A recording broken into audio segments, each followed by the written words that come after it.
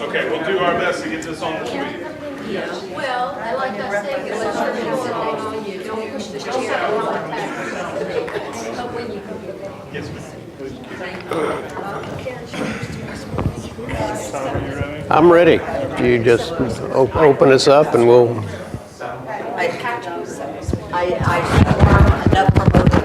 All right, we're going to go ahead and get started. If you were not here last week, this is Dr. Tom Rodgerson. And in addition to all sorts of different things that he does, he has served and worked with us at College Parkway 4 different times since 1999. So he has a history of our church and a history of us. And he is here and helping us to make sense of and to work with the grief that we are experiencing, both church-wide but also individual grief. So last week was excellent, a really good session with a lot of really good material. And so we are building on that for this week. So Tom? Thank you. Since some of you are here and some of you weren't, it's summertime, so people are in and out. I realize that. Let me remind you of a few things from last week, and then we'll build on it. And as I said last week, there's going to be more of us processing this week, less of me just standing up talking. And I think we do have a few things to talk about in the congregation. I put a rough timeline up there on that board behind us. It's not really a board, it's just newsprint. And we'll talk a little bit about that timeline, not to drag you through the depths of grief, but to have the reality of what the church has been dealing with, short-term, long-term, and what are the strengths that come out of this, because there are considerable strengths. And again, using the quote from Dan Siegel, he's one of the persons, one of many, who talks about we have narrating minds. We have to make up stories because that's the way we make meaning in life. It's the way we make sense of things. And everybody's going to some extent, make up their own stories in a unique way, as unique as a fingerprint. But then corporately, what does the church do? How does the church create a story? And how does that story somehow be in alignment with what we feel is the story that's going on in creation that we see in Scripture?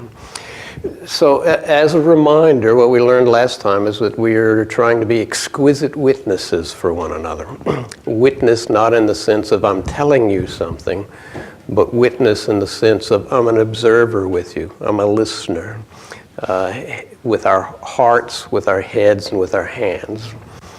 And we were building on and taking from the work of Dr. Shep Jeffries, who teaches alongside of me at Loyola, and who's a leading thanatologist in the United States. And so really key last time that we picked up on is that if you're going to be an exquisite witness and be an observer and help others in the telling of their stories and join in the telling of your own story, you've got to know your own heart. And so we gave, for instance, a handout last time about your own personal loss history. Because what's ever in your history of loss, going all the way back to the beginning, that's going to influence how you deal with loss now. It's in your heart.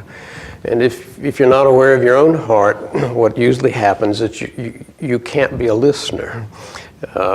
Because your stuff comes up. And so we looked at some of that last time and reminded all of us to look at our own hearts, think of our own hearts, because the exquisite witness has to be in the heart material.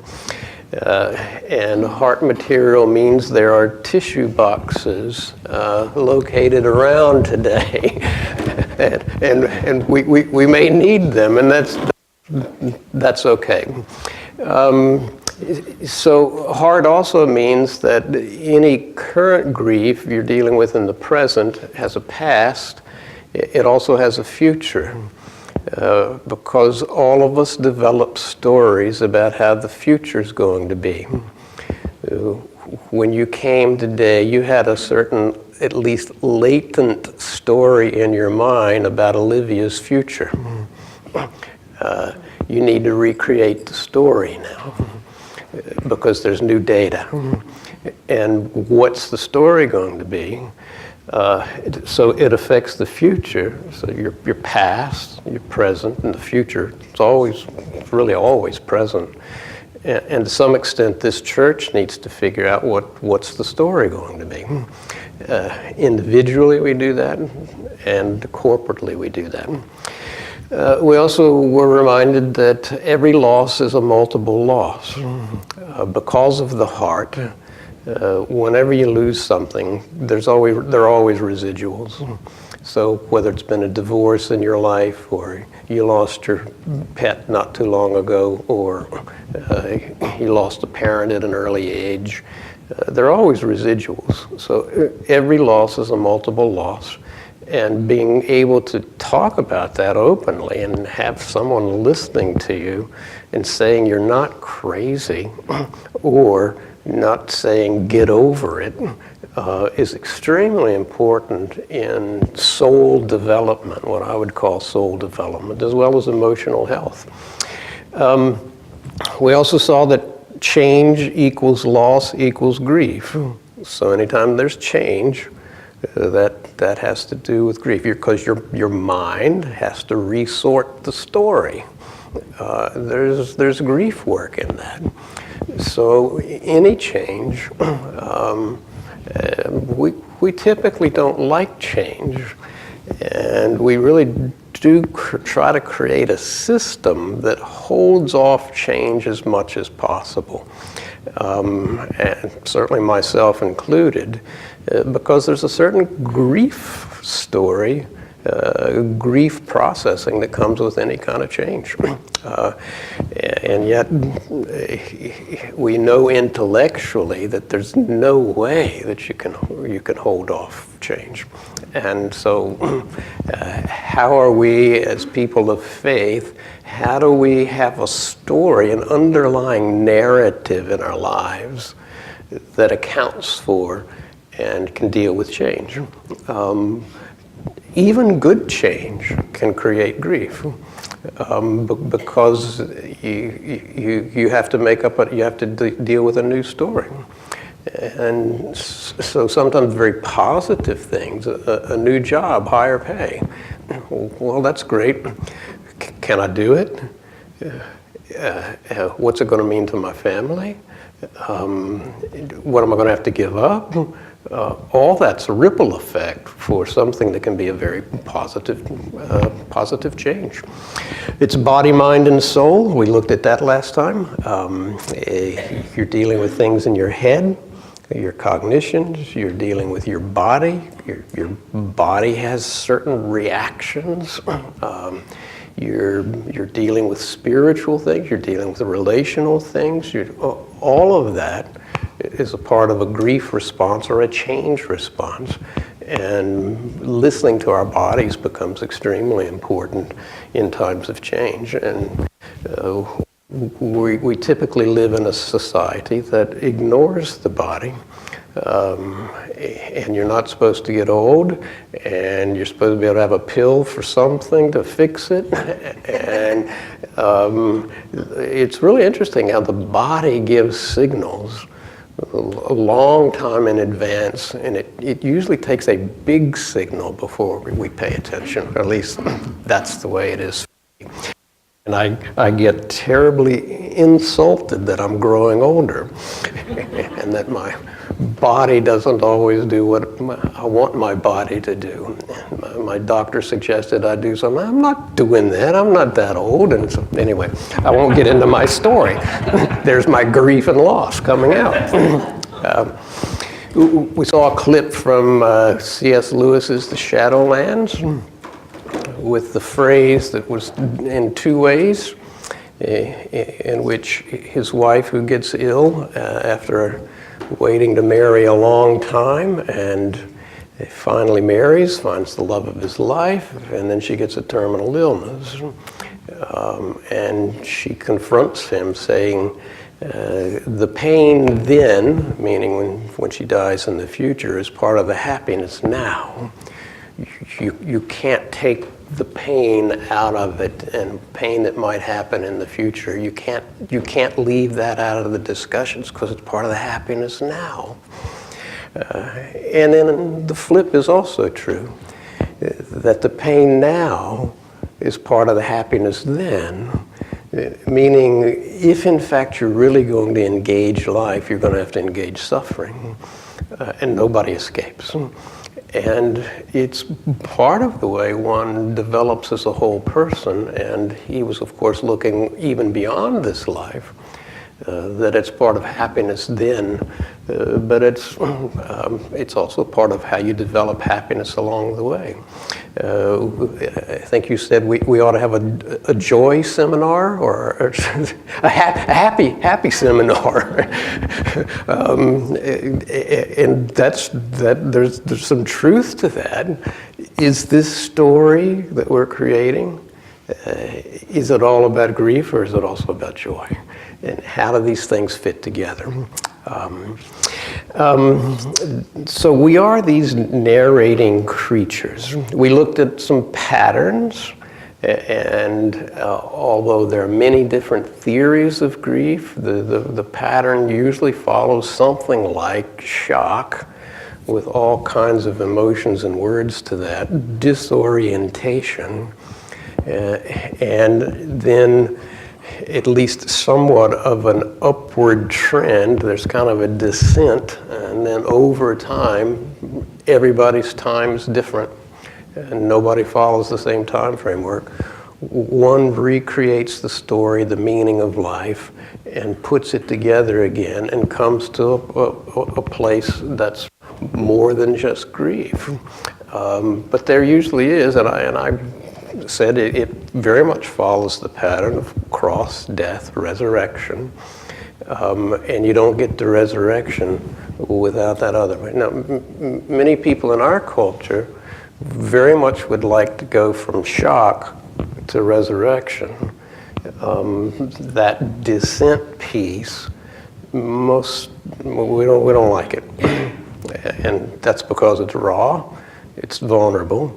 Residuals emerge, and also because there often aren't very many people who can listen.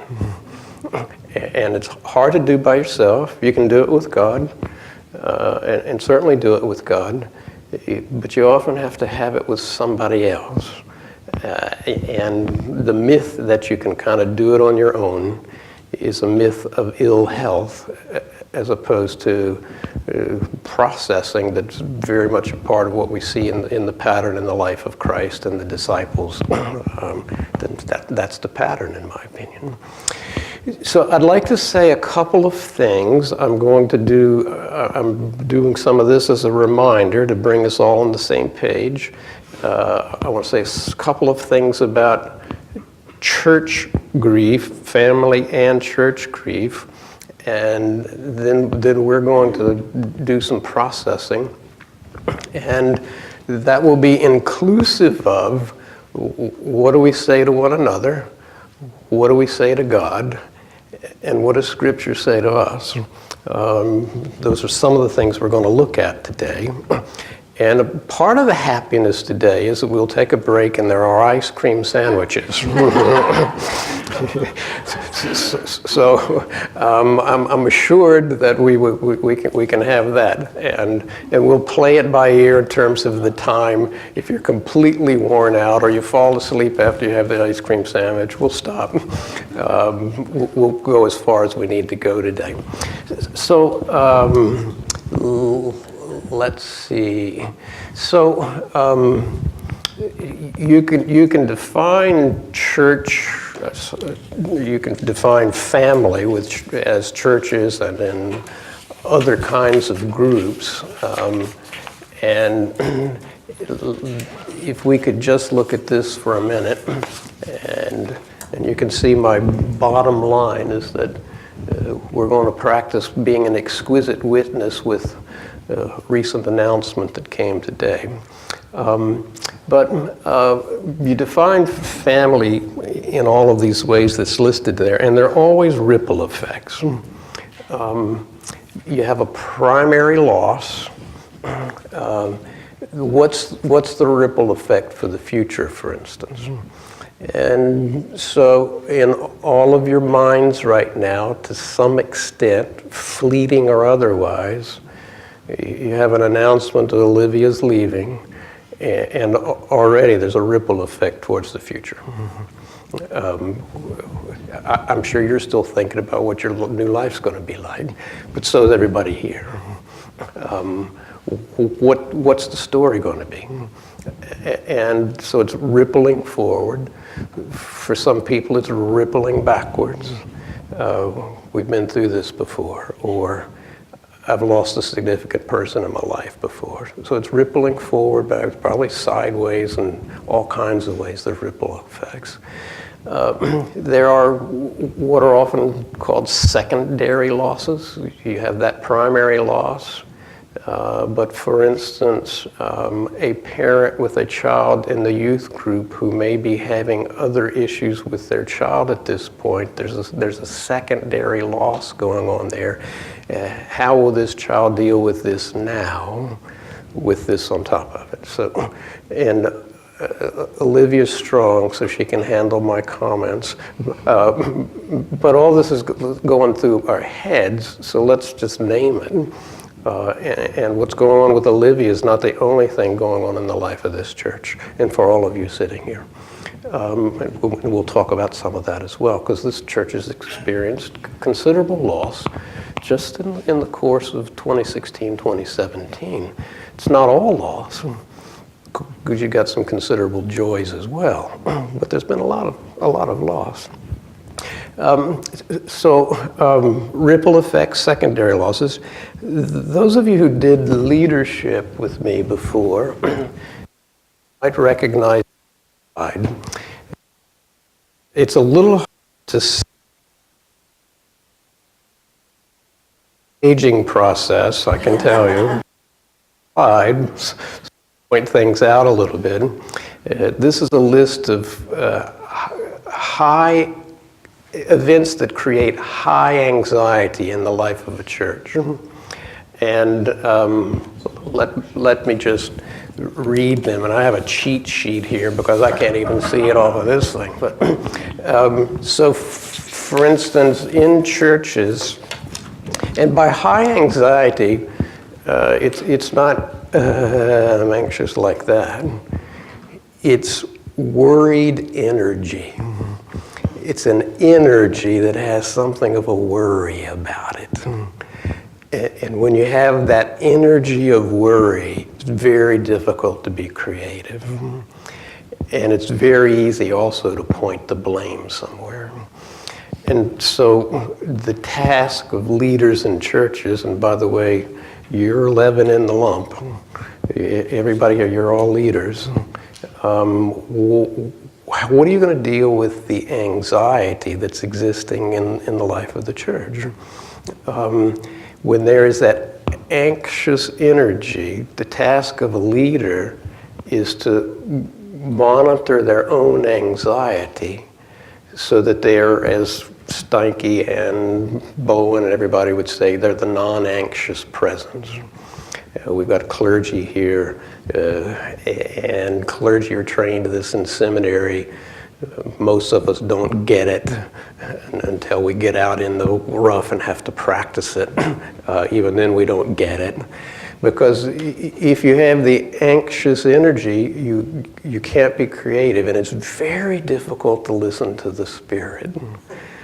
It's hard to be open to the Spirit and hear the Spirit when you're anxious. Because all your energy is going towards the anxiety. So the task of the leader is somehow to have a groundedness, and in the midst of change, equal loss, equal grief, that person can find a groundedness and help to bring together people who can listen in a way, in a non-anxious way, that they can actually listen to the future that's coming towards them, as opposed to being lost in the past or in some kind of emotion of the moment where you can't hear any longer. Now, there's no blame in this, because all of us at some point have an anxious, worried energy. Welcome to being human. And for some people, it will manifest more in anxiety. Other people, it'll manifest in workaholism. Other people, it'll manifest in depression. Or we all have our ways of coping with reality. But there's something powerfully spiritual about where's to use a term from Apostle Paul, the rootedness and the groundedness in love, Ephesians 3, so that there is love operating in the inward person, no matter what's going on the outside. And quite frankly, want my opinion, it's just my opinion, take it or leave it. I say that to my classes all the time, except you still have to pass the exam. What is that rootedness and groundedness that is deeply grounded in love, that will allow you to be present in a loving way in the midst of whatever's happening? Important for church family, important for your biological family, for your relationships, for your children, for parenting. And we even see in Jesus that there was some energy in the garden. But at some point you get to the Father forgive them, they know not what they do, or gets to the abide in me as I'm in the Father.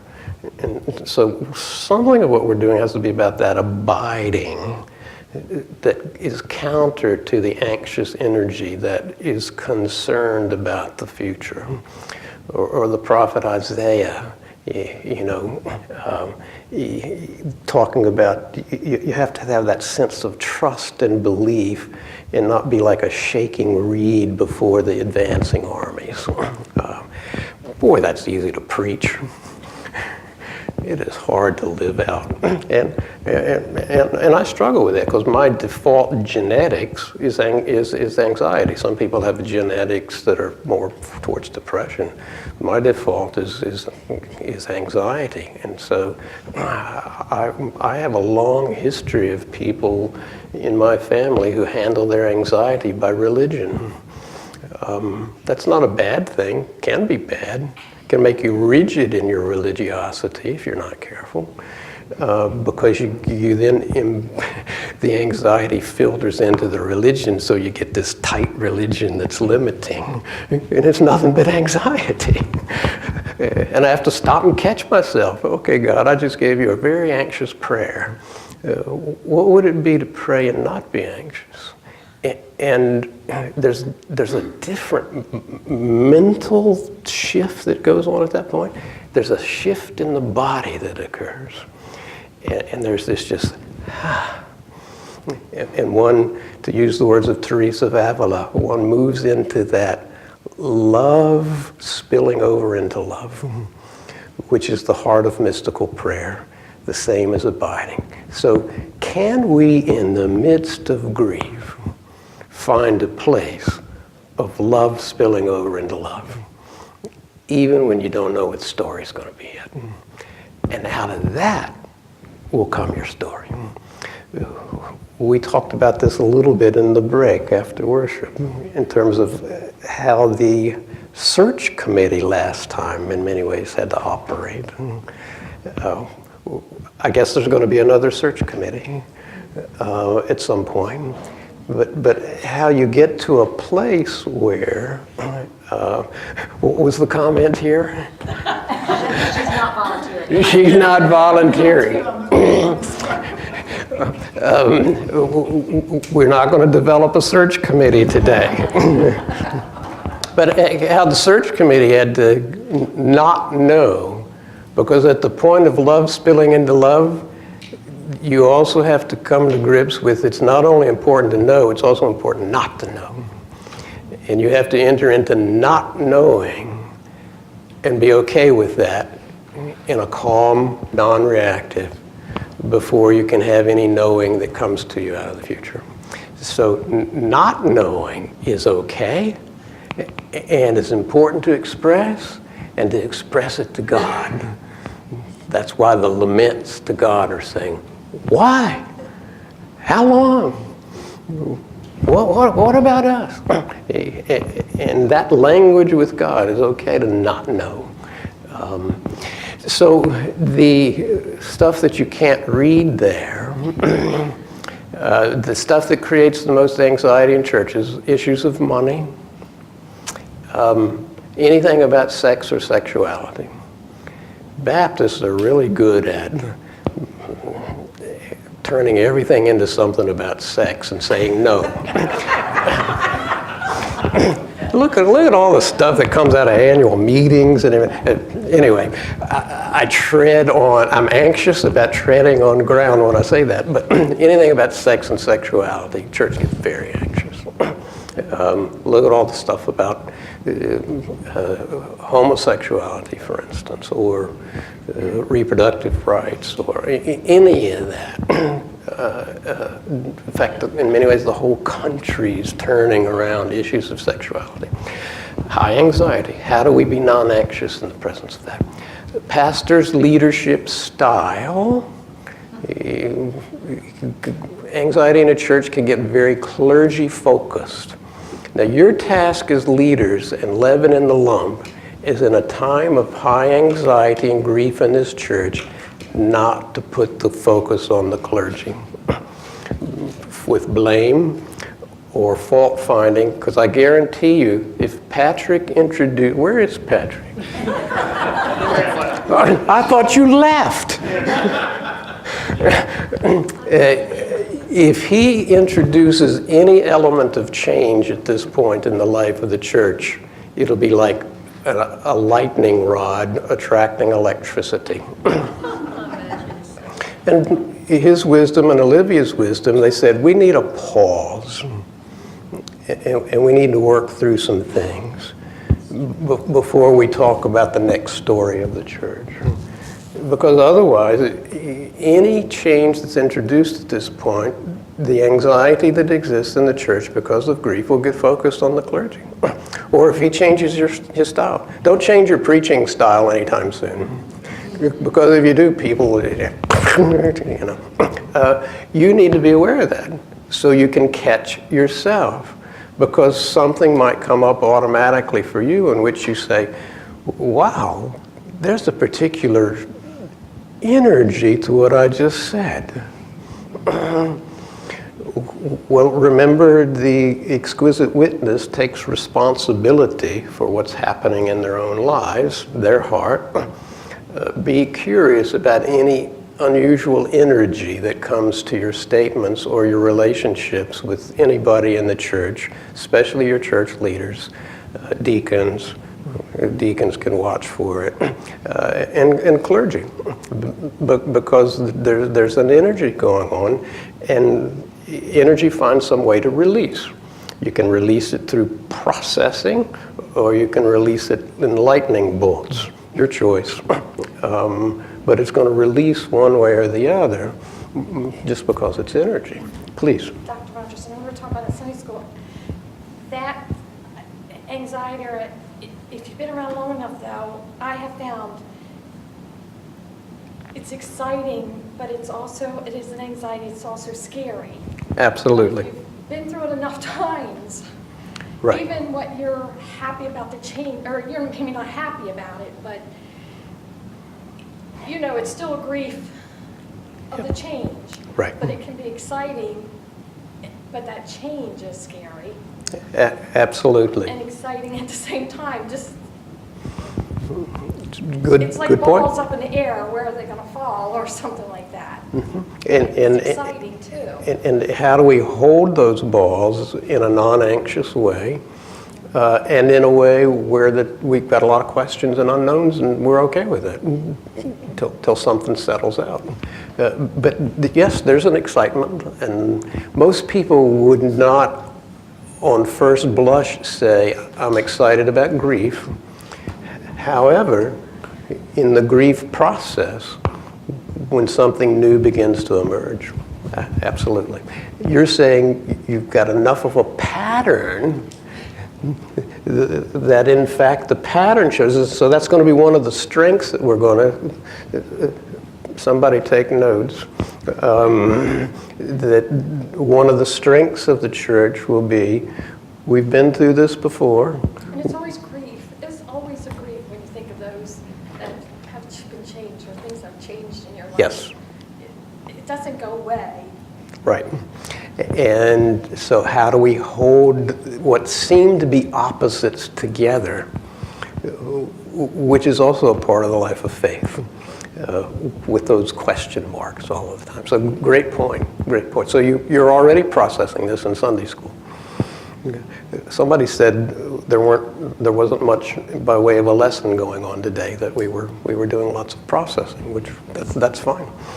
So the other things, the issues of lay leadership style, it's not just the clergy, growth, survival issues, some of the losses, for instance, in the congregation of people who have died, but also people who have moved away, bring up issues back, to some extent, back not just to money, but issues of sort of who are we going to be and are we going to survive? And what about growth? Because it seems like diminishment, but what about growth? It's huge anxiety that can be created. Boundary issues, boundary crossing. Fortunately, we're not dealing with that in this case. There are a number of churches who are that I work with, but we haven't had anybody step over and have a life of misconduct. We're not dealing with that. That's good news.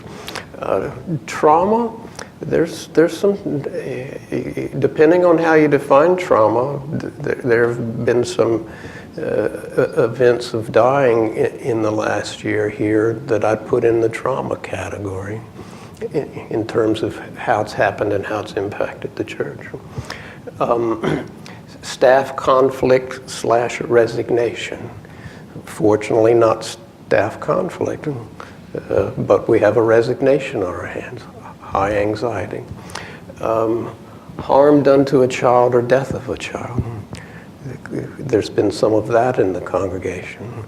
Fortunately, we're not dealing with an event of abuse of a child in the congregation. That's a whole nother level. But there has been significant loss around children and in the life of this congregation. And that brings not only to the family, but to the church family, a level of anxiety. Old versus new, contemporary traditional worship, a gap between the ideal and the real, building, construction, space, territory. Anytime you build a building or change the structure of the place, it creates anxiety as well. So you've already been through that, though. I think I was here once before. What did you say? So we're in the midst of it. You're in the midst of it. But it's not the first time around.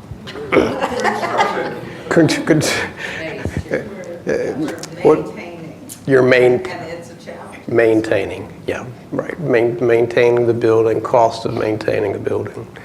But it seemed like one time when I was here before, you were adding on to the building. And there was some anxiety about that, as I recall. Well, you got through. You're here. So what's the strength about that? So just keep in mind the thought about this anxiety as a worrisome energy, somewhat like electricity.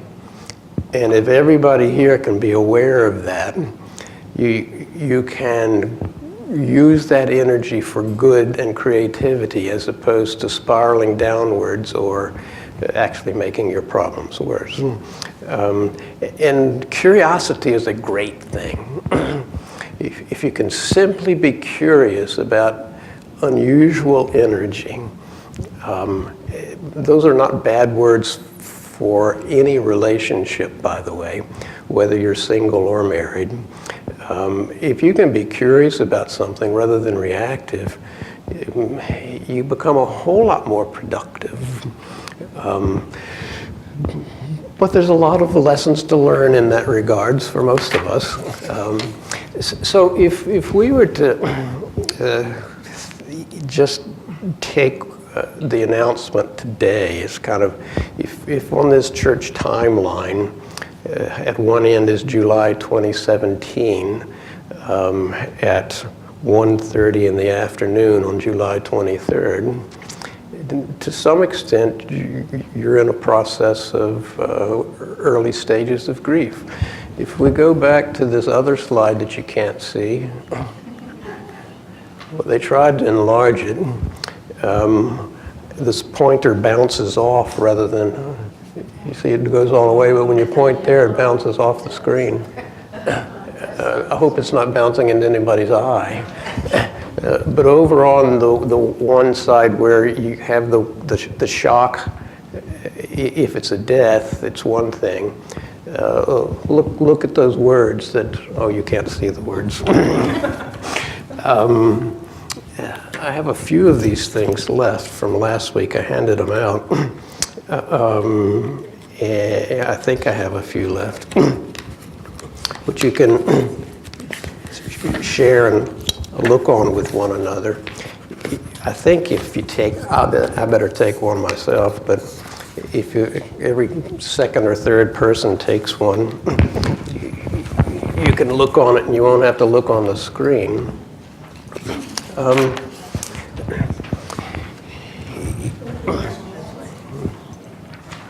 of us can read it okay.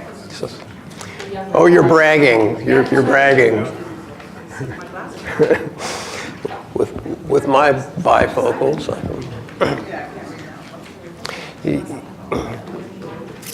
So if you take this chart and we take Olivia's announcement of today, we're pretty much on the left-hand side of the chart. What kind of words would you put to what's going on with you right now? Now, this is the processing piece where I stop talking and just open you up to be as honest as you can about where are you in the grief process, taking this as an example. And I said to Olivia, she can speak as well because it's not all joy for her. There's some grief and loss going on as well. But I won't ask her to speak first. There's some panic going on, and we're trying to figure out how we can bargain with her to change. Yes. Good point. Panic and bargaining. That's part of the grief and part of creating a new story.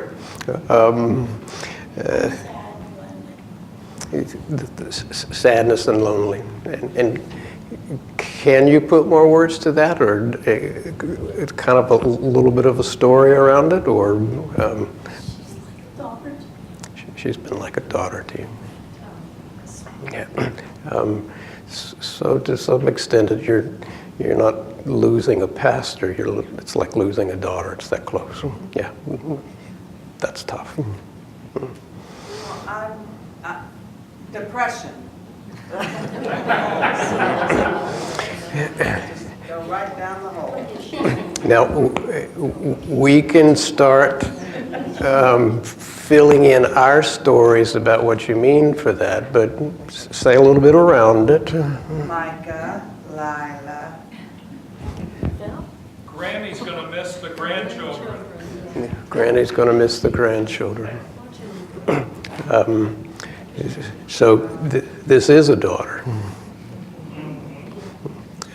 And although it's not losing in the sense of death, it has some residuals, I would think, right?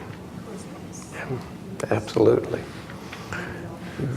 Other words that you would use? I have personally struggling because of the new roles and possibly in the responsibility of myself. This would be a ripple effect, so, or maybe even a secondary loss. But just tell the story. I've seen what Libby has given to this church and what she has done for family members of my own, and yet, as I said before, I've seen past where I also see a hope that I think change isn't always just living in that worry. Yeah. It's missing, it's a matter of missing, going to miss her and the dynamics of what has been brought about in our church the past 7 years. But that's for everybody else. I feel happy and hopeful for her, Phil, for what they might have, because I've seen her and I've seen the bringing in of Patrick, even though I haven't always been able in the very beginning to know how to relate or what to expect from them, for myself personally, spiritually. Mm-hmm. But I've seen a lot of growth in that for them, for our church, for myself, Wow. and my family, and I consider my family my church family too. Absolutely. Yeah, absolutely. So, And that's been in the death of very close people too, the dynamics of just concern for them that are remaining. Concern myself with how do you take over where somebody else, you just could not fill those shoes that somebody's left or Right. that's gone. right. So a range of emotions, but also kind of a ripple forward about what's the call going to be on your own life. And everyone, you're just telling the story at this point, but that's true for all of us. What's the call going to be? And there can be excitement and fear and all of that along with that as well. Thanks for sharing that. Some of the rest of you, where are you? What words would you use? I'll take preoccupation. Preoccupation. Again, tell your story around that. Well, so I stepped up into a leadership role this year, and now suddenly the picture of what it's going to be like to be that leader is a little different. You didn't realize the shoes you were stepping into in many ways. Okay. Yeah. So just looking ahead to that, but like I feel like in terms of the church, am okay. Like, you know, I have seen God working here, and I've seen God working in all of these people's lives, and so God will continue to work here, and God will continue to work with Olivia and Phil and their family there. So just probably I'm more focused on, okay, what do we have to do? And some of that is a survival mechanism as well of, all right, what's next? In my only word of whatever it is, I don't know if it's wisdom or not, is don't become too task-oriented only, but have the very things that you've shared, hold them together, the task, as well as, whoa, what does this mean for me? Or what's the unknown factor that's going on in my life? But words of wisdom yourself. What would you share? Where are you? What would your words be? I think for me it would be sadness. Sadness. Yeah. To watch her grow the way she has from when she first got here. And to watch her and Phil grow and the kids grow. You know, it's hard to believe they're getting as big as they are.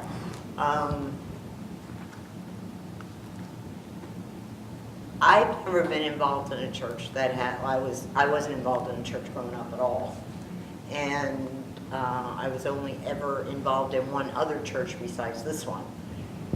And I guess we've been here, what, about 25 years or something? And with all the garbage and stuff that goes on in everyday life, this has always been somewhat of a secure type of place.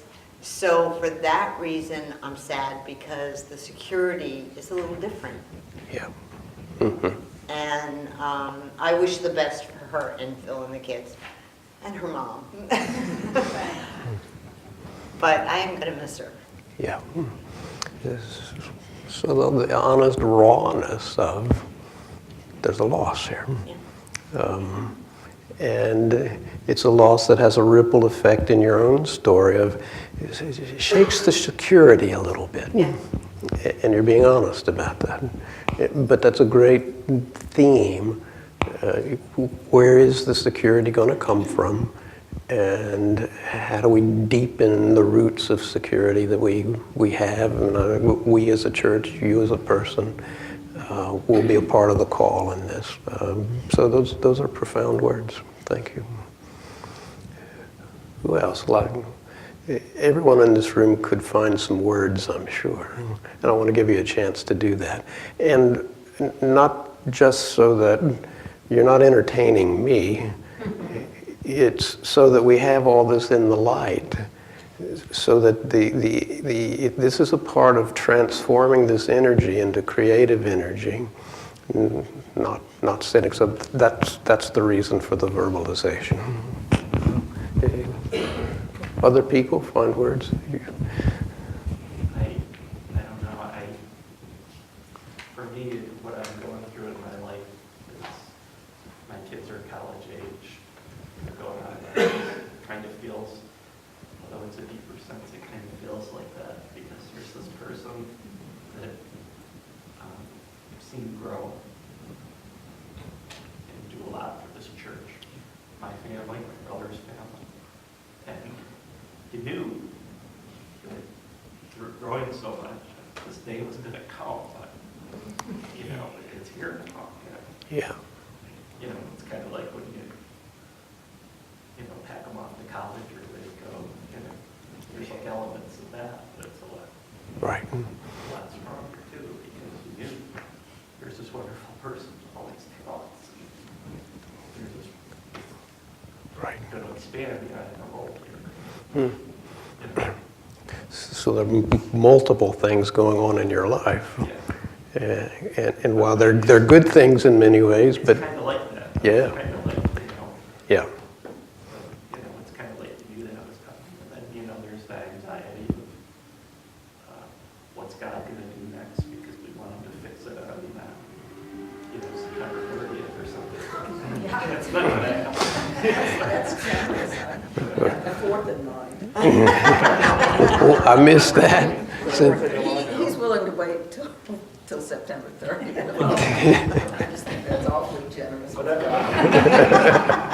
Sunday, we can fix it. This college is way too far away.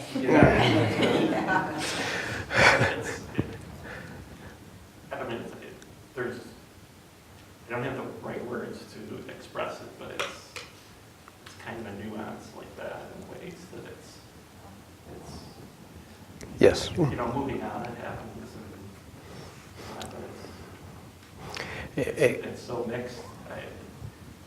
And that in any change is loss. Yeah. It's like flipping around. It's wonderful for me. It's wonderful for Olivia and Phil. Right. But it's and you feel great for them that they're doing and going and growing what they want to do. But there's the impact. And really important to hold those different emotions together. Celebration, joy, loss, emptiness. Knew it was coming, didn't know it was coming like this. All of that, holding it together is important. And again, what's the story going to be that will sustain you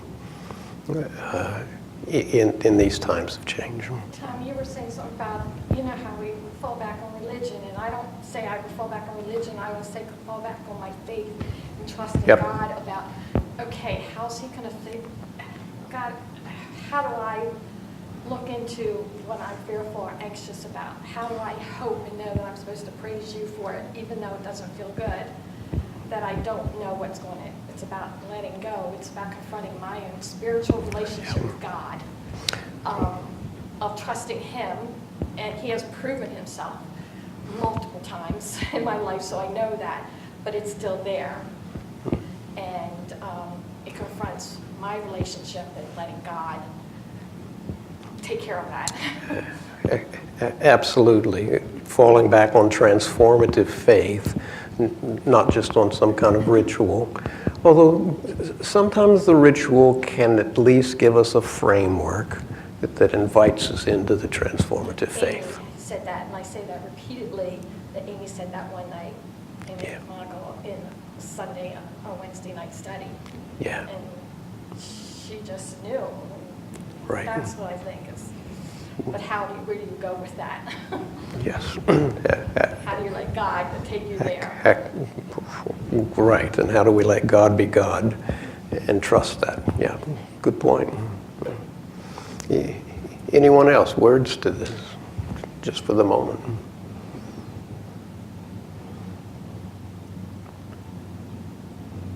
In the wee hours, sometimes the bad questions come. God and I share those.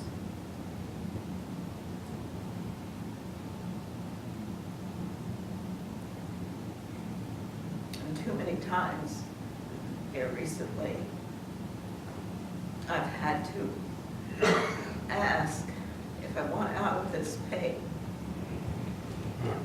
what am I willing to give up?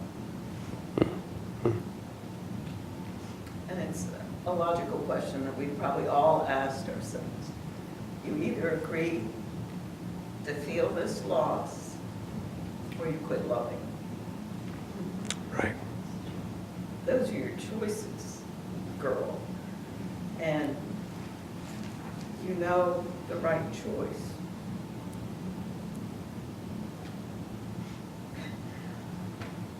But we're having conversations about this is coming too fast, too furious. And I think it's partly my age and stage in life. I have many attachments. And each time one is removed,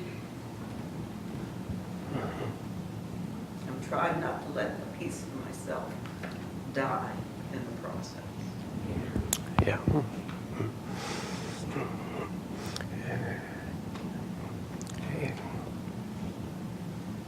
And I've been still processing a lot of last year's losses. Right. And our pastors have been amazing in how they have helped us. And so I worry about, well now, when the next wave swamps our little boat, who's going to be there to help make sure Patrick is in his life jacket? Because Olivia and Patrick, I'm sure, kept each other going through these storms that we've been through. Right.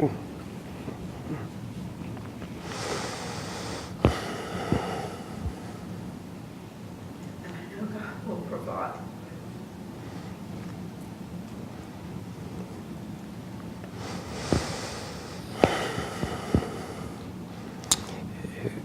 I can tell you have a very intimate relationship with God because you wouldn't be having these conversations without Him. He's tired of me. So tired of me and my bad attitude. I know he finds me amusing. Yeah. One of Elie Wiesel's stories about being as a child in during the Holocaust and in the camps. His book entitled The Trial of God, in which the rabbis come together and they put God on trial and they find God guilty of crimes against humanity. But part of the story was that this actually meant that they had an incredibly strong, inseparable connection with God. For them to be able to say, process, and say, this is what it feels like from the human point of view, and still stay in relationship with God. So I'm not God, but I doubt God gets tired of listening. You may get tired of saying it, but you've named several levels of the grief and loss process. And there's an image there that everybody will have to think about is, are we a boat in rough seas? And what do we do about that? And what about our leaders? And who are going to be the leaders? And how are they going to lead? There are some parables about boats on rough seas, which preach well. Boy, it's hard to live. But that's a powerful image to think about. What's this boat going to do? Because it's definitely hit rough seas. And how are we going to make it together? Thank you for sharing that. Do you see in the stories how the narratives develop and also how we began to get images of where we are? With also some, at least, pointers about how we start to think about the future. They're coming out of your stories because you're in this place, in your own non-anxious way, putting words to the current moment. And we're going to look at some others before we finish today, even though ultimately we won't finish. Because this is life. This is life. Patrick or Olivia, you can say no, but could you put any words? Well, it's unique, Patrick, I shared the news with Patrick a few weeks ago, and obviously this is something Phil and I have it was around Easter time that we said, okay, this is it, what do we need to start doing? So it has not been linear for me, at least. It's making it towards adaptation and then coming right back to shock and disbelief and stress and confusion and anger and blah, blah, blah, and panic, probably mostly. There's another one for this. Aha! Yeah, I think I've been looping. You've been looping. We're not saying you're loopy. We're just you've been looping. Yeah. And there'd be, all last week when I was with the youth at camp, it was just every day my stomach hurt. Every day I had to lie. Can we sing this song next year? Sure. And I just don't. And so there were just these moments after moments after moments after moments. Kevin knew. I made sure I told Kevin before we went to camp because that was important to me to have someone knowing a little bit maybe about what was going on in my head, my heart that whole week. But it's just been back and forth, I think. And as soon as I said it this morning, there was this moment of relief.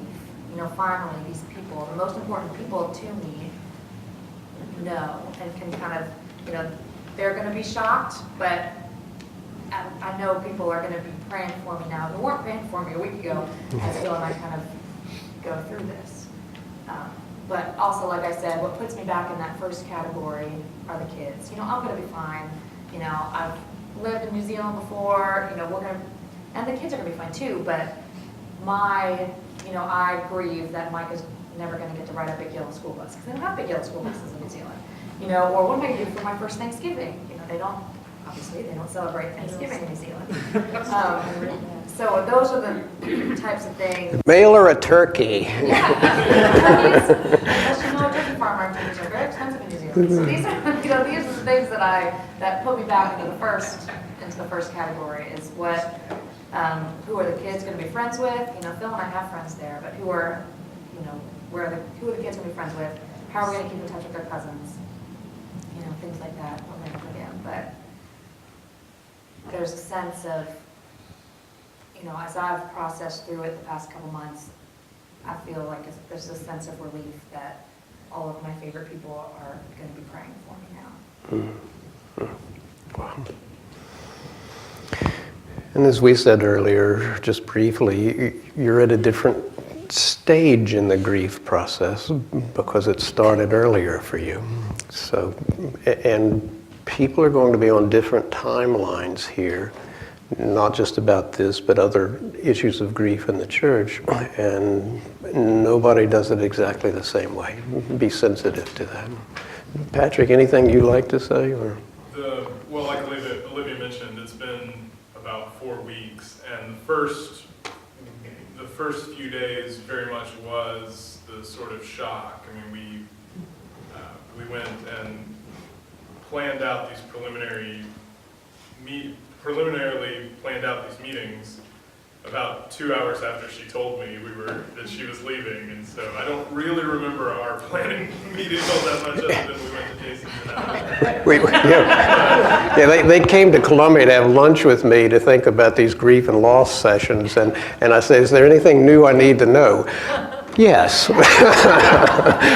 and Patrick had found out 2 hours before I found out, and I'd say, okay, this changes things. And I say that, and I'm actually very thankful, because she could have just kept it quiet, and then it'd been an even more exacerbated sort of situation. So for me, it very much was the elimination of the story. I mean, I spent the first 6 to 9 months here expecting her to resign, just thinking it was coming at some point. And then we clicked, and it worked, and it started working well, and then the rough seas came, and we were just bailing water over the side and making it every day. And then it felt like we were hitting a place where we could start thinking again about what the future was going to look like. And so it was the elimination of that story. And as everyone else, we are thrilled that Olivia and Phil are doing this and chasing what they think God's calling them to do, and that's amazing. But it is sort of that piece of what does the new story look like that right now is where we're sort of sitting in the midst of. Yeah. And I have a little bit of that same relief, because now I don't have to. There have been Lie. so many times I've almost said something that's been like, nope, they don't know, they don't know. Okay, and just so we went ahead and scheduled the deacons meeting, and Andrew said, well, do you want to schedule it for this day, knowing it was going to be 2 days before her announcement. I said, why don't we just move it back a week? That would probably be best for me. And, okay, everything's fine. It just, like, I had to sort of do it without a good reason why. And so it will be nice to be able to have everyone in the same story, personally. But I had a nightmare about myself leaking it last week. I was putting tape on my mouth. I hope I don't do it. And that was the first thing I said to you right before you started was, they don't know yet. That's right. I said, okay, I got it. So, but that's it. It's the loss of the story, and then it being too new and too raw in our community to really be dreaming about really what that new story feels like with flesh on yet. So. Right. And again, you're picking up on some of the imagery of the boat, and that the two of you have been kind of helping to keep the boat afloat, bailing out water, maybe getting to a point where that might happen. Now, whether or not this is taking on water or whether or not it's just steering the rudder to a different direction, that's the story we're going to figure out. Yes? We've only been here a year and a half, and we've been in, my husband and I have been in church work our entire married life, which is 43.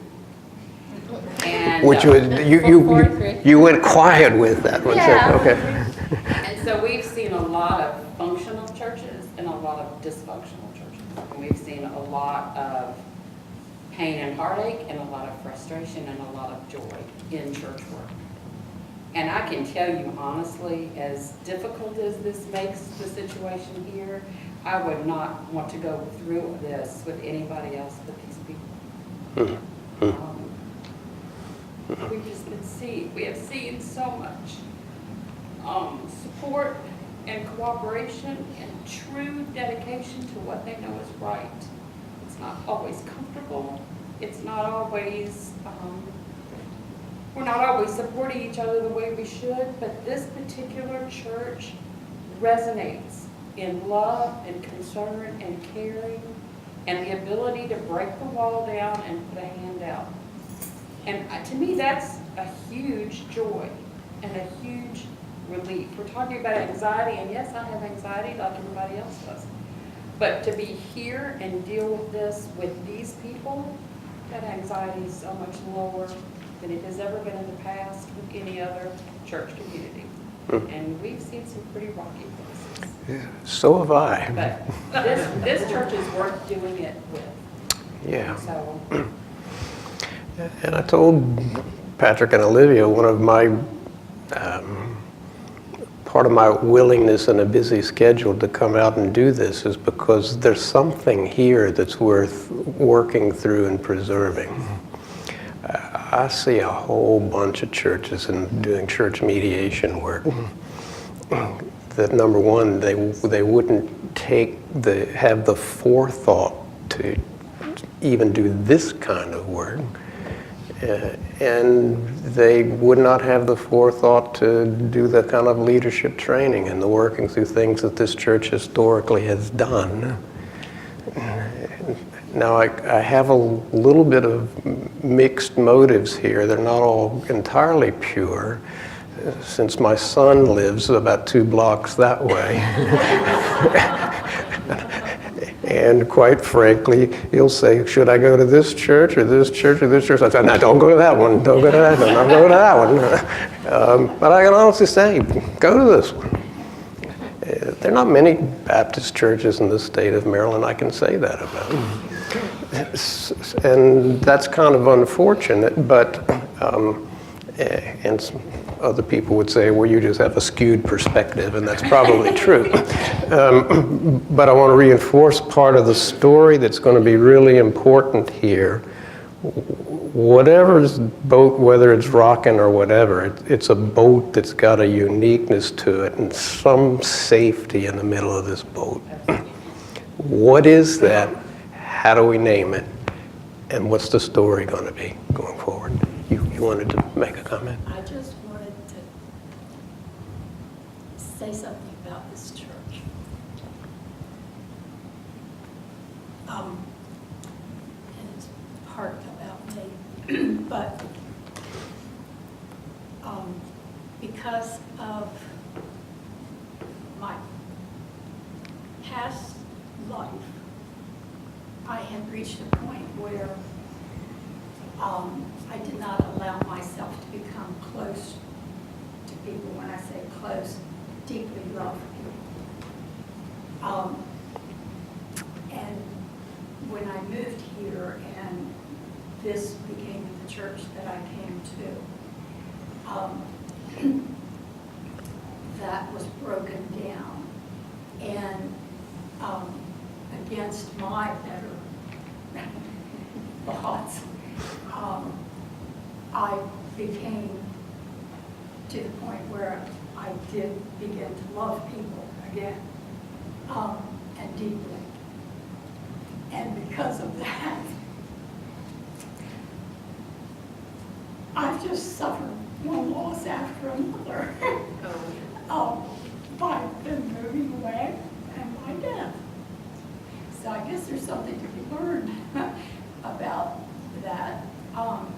But the joy that has come from that is why I hurt.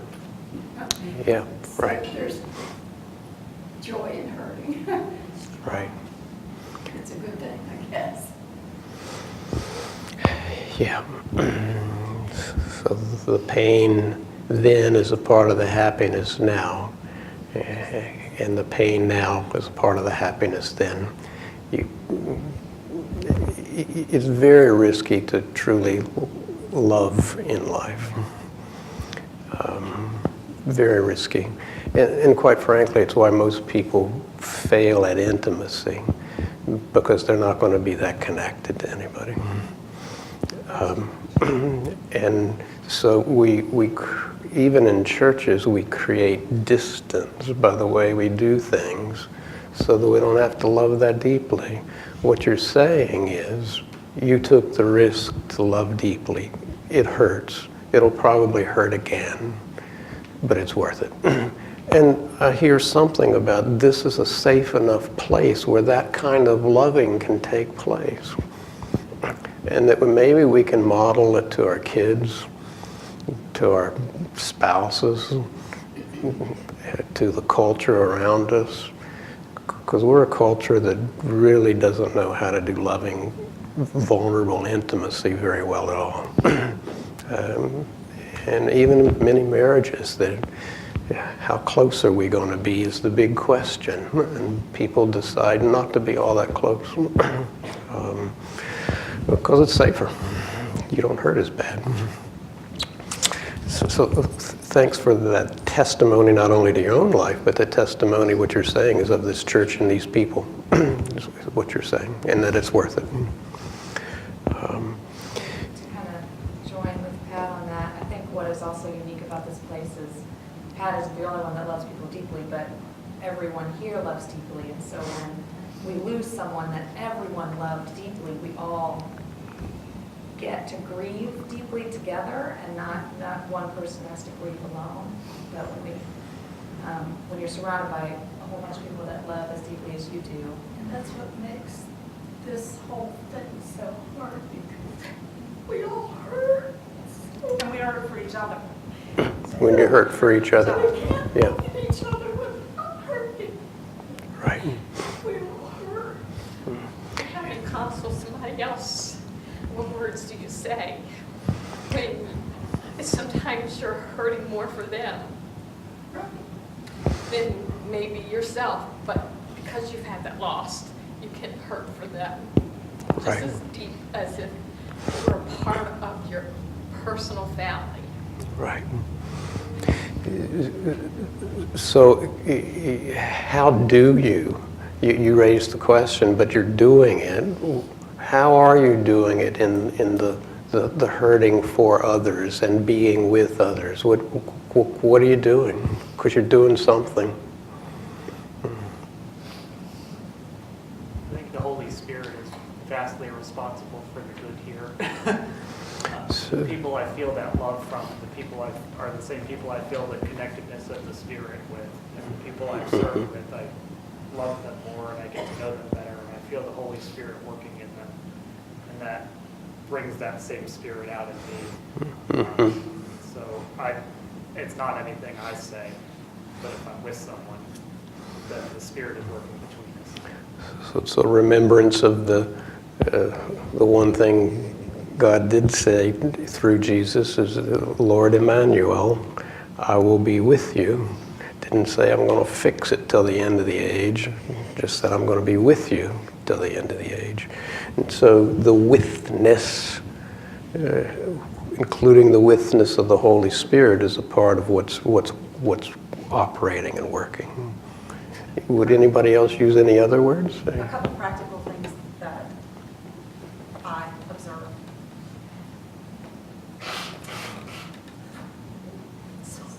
For one, a really dear friend of ours taught us to cry together.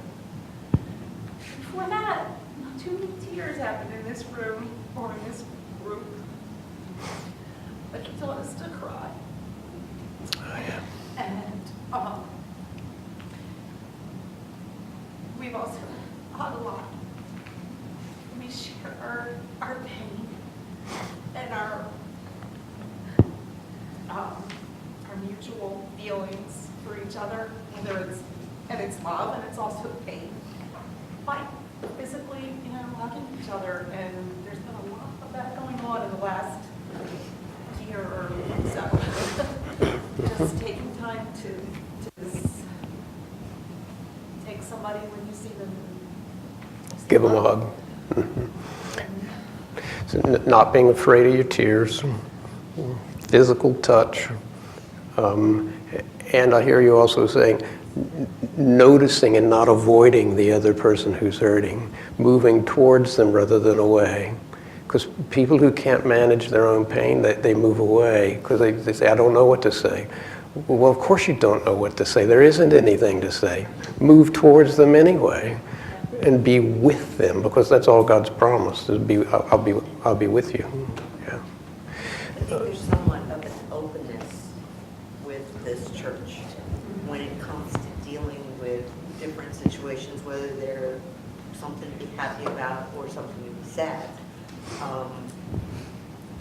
You don't, at least I don't, the people that I have gotten to know and love so dearly in this church, you don't have to hide who you really are. You don't have to hide those emotions. You can be yourself.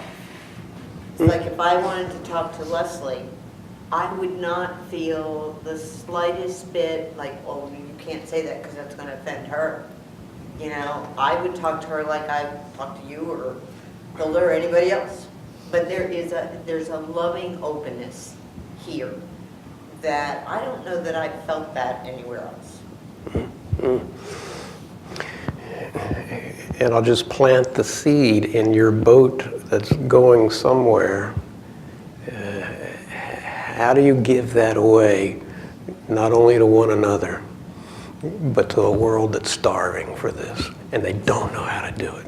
Well, one of the things like today, when at the end, when they asked for everybody to, get together and hear the prayer, the young girl who was standing in front of me, she's got her arms like this. And I just reached up and touched her shoulder, and she turned around and I held up my hand. Just something, and that's something that we do here.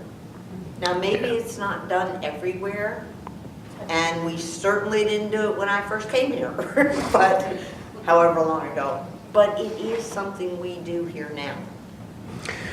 Right, and there's something both in the touch and in the unspokenness that I would encourage you to increasingly be aware of. Because you could touch that person with a frown on your face, why aren't you reaching out? Or you can touch that person with compassion. And I've been in churches where they say they're the friendliest church on earth. I wouldn't go back. And I make the joke that there's only one Baptist church that's been appropriately named. It's in Manassas, Virginia. It's called Battlefield Baptist Church. It's by the Civil War battlefield. And every time I go past it, I say, they got it right. I think so much of it too is cooperation. I think people just being open to needs, and I have not heard of a need expressed in this building that it wasn't taken care of. And it's not something that you have to create that culture. It's just the mindset. If there's a need, it'll be taken care of. If there's leadership needed, it'll step up. If there's a committee that needs help, they'll get it. I mean, I think in that openness to serve and to step up and fill the need, that's a culture that we don't see that much anymore in your work and in churches and families even. You don't hear of a willingness to put yourself out there and say, well, I don't know how to do that, but I'll try it, or I'll participate in the help, or I understand there's a need, let's help fill it. I mean, to me, that's a big part of how we're going to make it forward, is not how is College Parkway going to make it forward, but how am I, as a part of College Parkway, going to get forward? And that, to me, is just such a valuable asset to this church is everybody's willingness to say, what can I do to help make it better? Yes, make both. Another part of the gift of that boat as it's moving, it's going to move forward through rough seas. And what I hear the larger community saying, that this community has had to grow. And that maybe these are things that we've grown into that weren't always here. So whatever that growth, however that's been happening, that's part of the boat. And how does that continue to be part of what you're moving forward consciously? This is what we're trying to do. A moment ago, it looked like you wanted to say something. Well, I was kind of recapping. We know a lot of the good things that we do well, and we've been doing better. But I think underneath, for a lot of us, there's also this sense of helplessness. We know what to do, we're doing it better, but it doesn't fix anything. In that it doesn't bring the loved ones back, it doesn't change situations.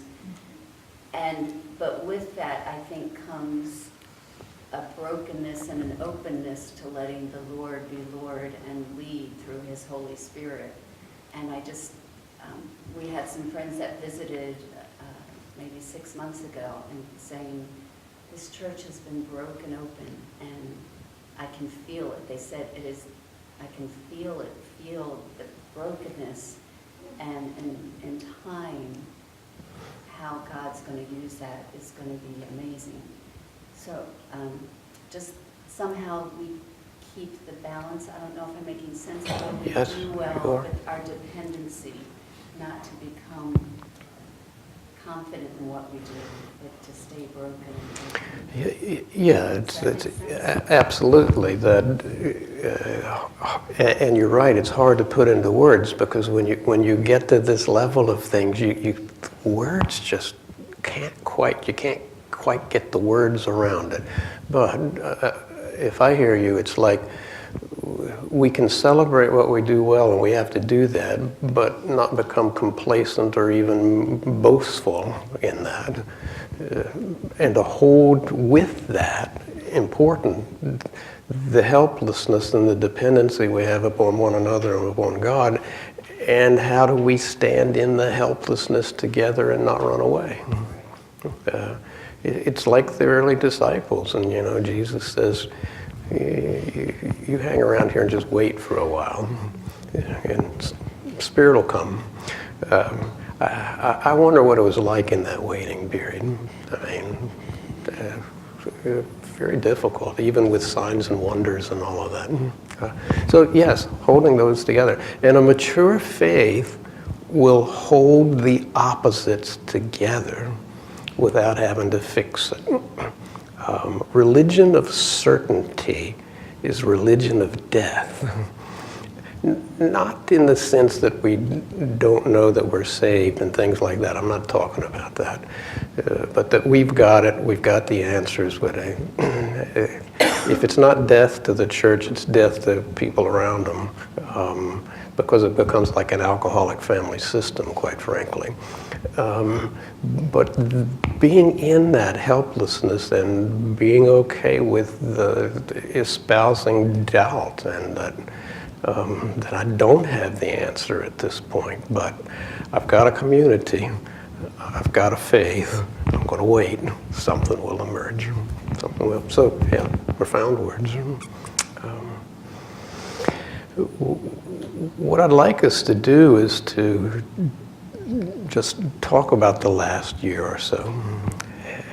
However, I'm aware there are ice cream sandwiches beckoning.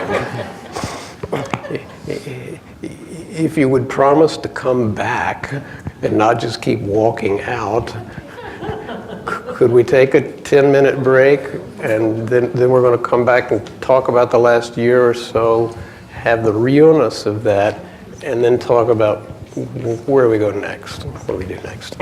So, ice cream sandwiches, then come back. Yeah.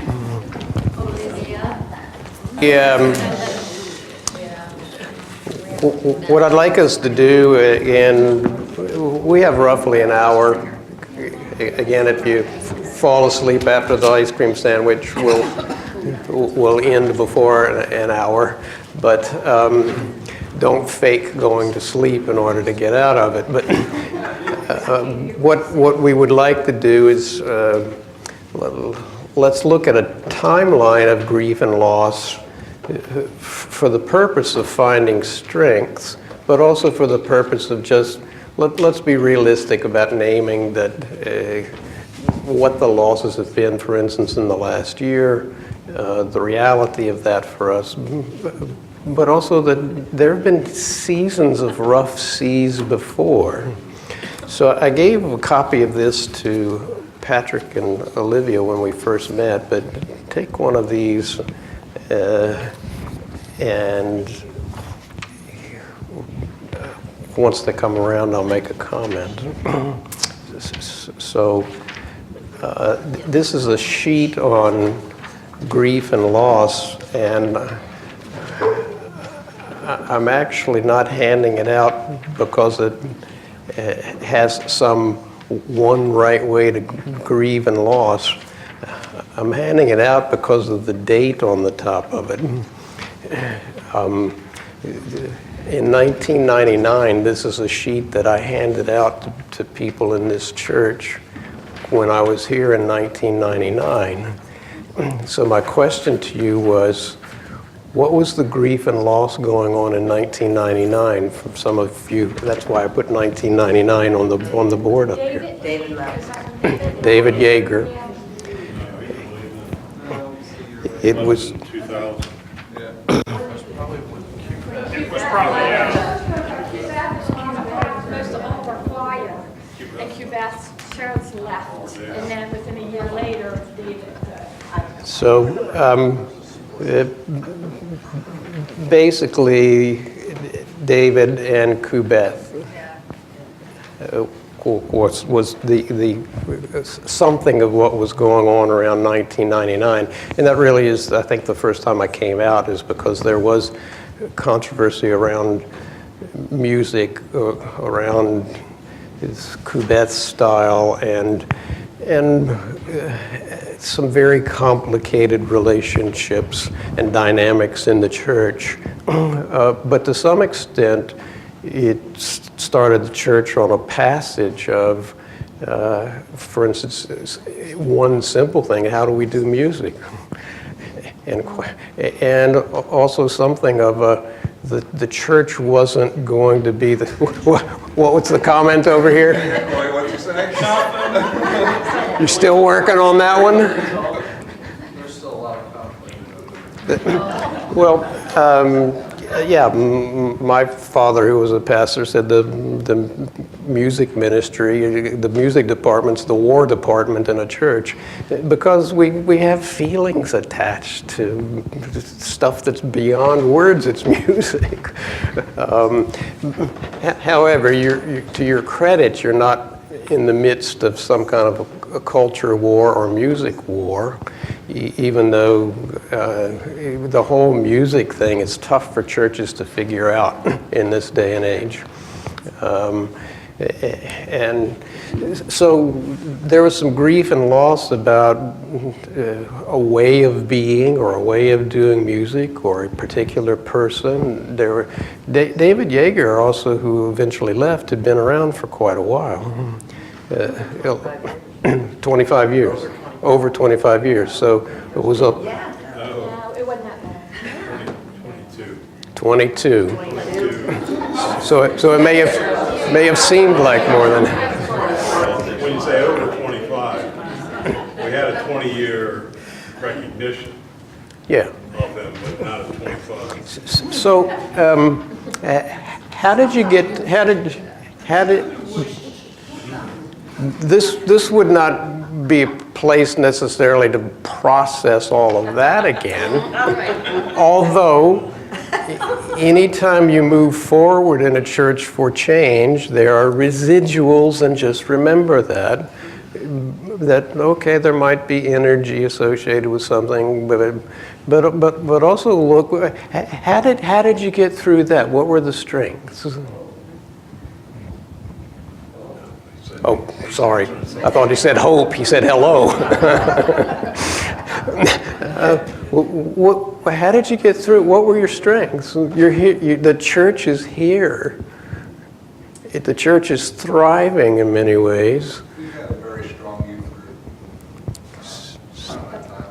group. Which happened to We be carried about it 30, 31, 32 now. They're still here. So you were in the youth group? Okay. So Andrew, Kevin.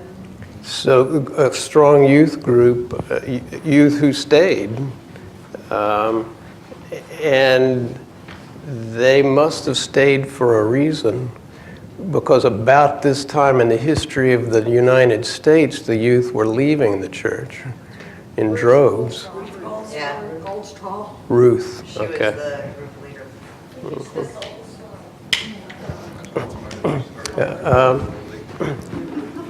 So there was a strong leadership in the youth, and so to some extent that's also a residual for today, what you're experiencing today, because the church found strength in the youth leader.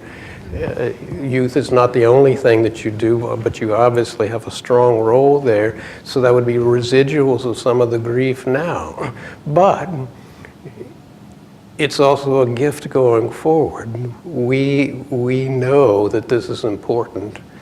We have a history of youth who stay around, and we have a history of a strong youth program. That's going to be an important part of our identity going forward. So how are we going to find that the person in due course? So I'm only illustrating possible residuals of feelings, but also residuals of strength as you move forward as a part of who you are. She had a foundation of people that had been here before, like when I really started back up in the late 80s and 90s. I mean, Leon and Grace Edwards, you know, there might have been change in the way they thought things were done in a church because of new people coming in.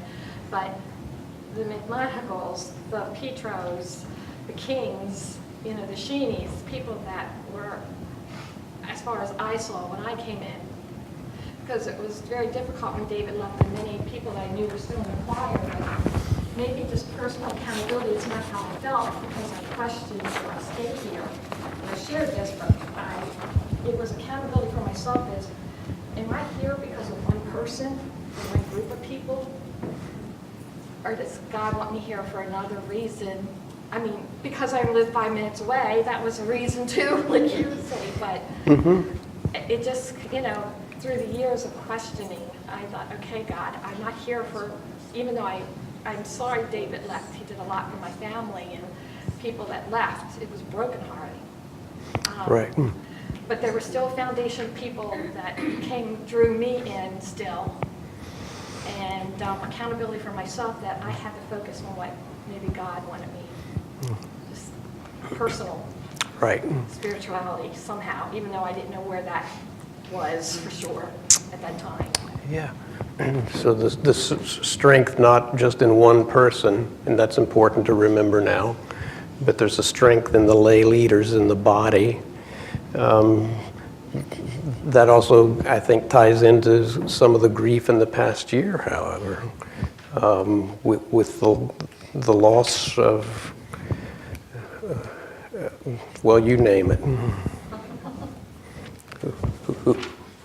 Who are the lay leaders you've lost this year?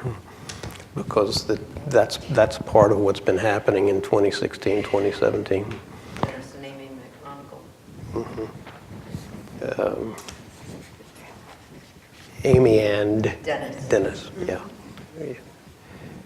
Who were actually here. Yeah, that's what I was going to say. They were very instrumental. I was on personnel when all this was going on. And Dennis especially, as well as Amy, we're very willing to try to get people organized and together to talk about the issues and the problems that we're having in the different groups in the church and get us all together to discuss it. So in many ways, the very thing that we're doing today, their spirit is here. Would you say? Yeah. Their spirit is here. When I say that, what goes off inside of you? I affirm that. You affirm it. I've seen-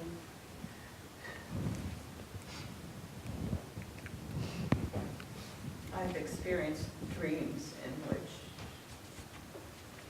and my dream life is weird, but I know that I've seen. We won't analyze it, but go ahead. Well, I can't help you analyze it because I can never remember much, but I know I've seen both Amy and Dennis in my dream life, which is very unusual for me. Okay, so, and even though in my profession they'd say I'm crazy, I believe that there is a communion of the saints, and so there is a presence, and it may come into your dream life.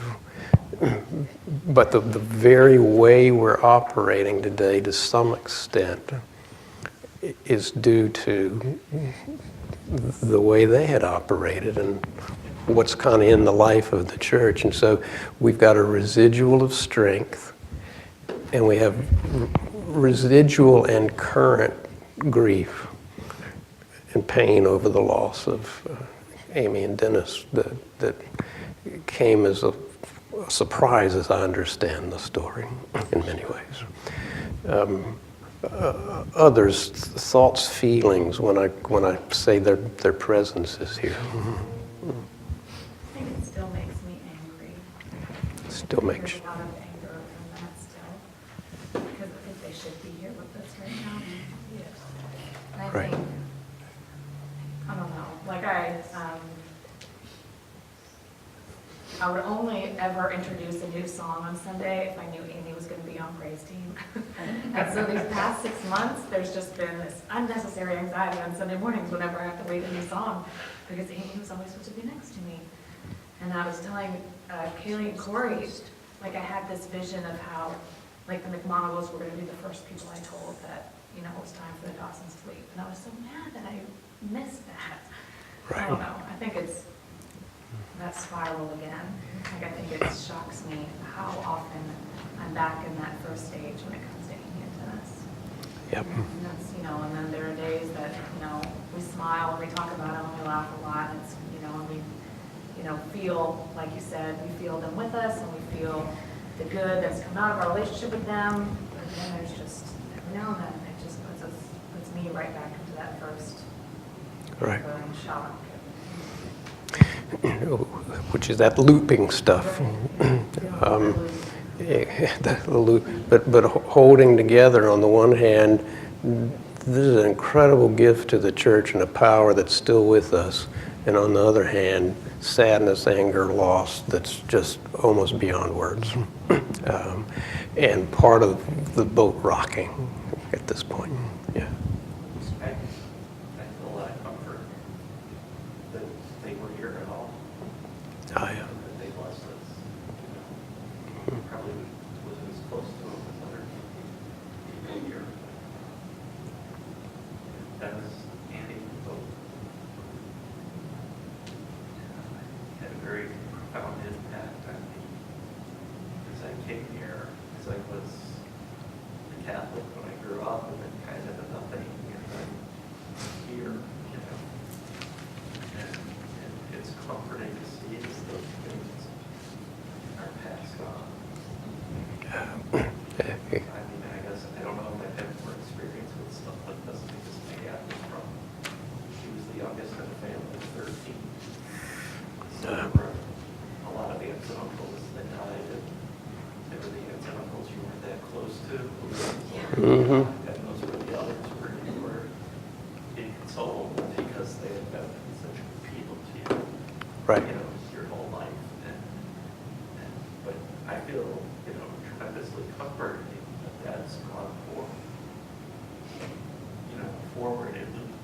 I am. Right. Right. I feel it's great, and wherever Olivia goes, it had such a strong impact on her. You know, their legacy is going to go forward to halfway around the world now. Yeah. So again, holding very disparate emotions together that also allows for comfort in the midst of pain. Yes, please. I'm at a cross between being just still grieving and angry. Yeah. I know a lot of people were much closer to Amy and Dennis than I was. But when I think about the night my son came over to talk to me, being concerned how I would feel because of his grief, because I'm his mom. And so that made me hurt him even more, you know, because I knew they were such a strong foundation for him when our family was dissipating with the divorce and my other two sons moving out, and knowing how much he hurt. It's like, why did you take them? It was the family that he knew, you know? Right. Not only my loss, but his, and the McMonables, the kids. And again, you don't know how sometimes to approach them. And I did hear one time that, you know, don't ignore the fact that they're gone, because they're not. Their spirit is still here and they're still very much remembered. But Right. it's still difficult to get beyond. Absolutely.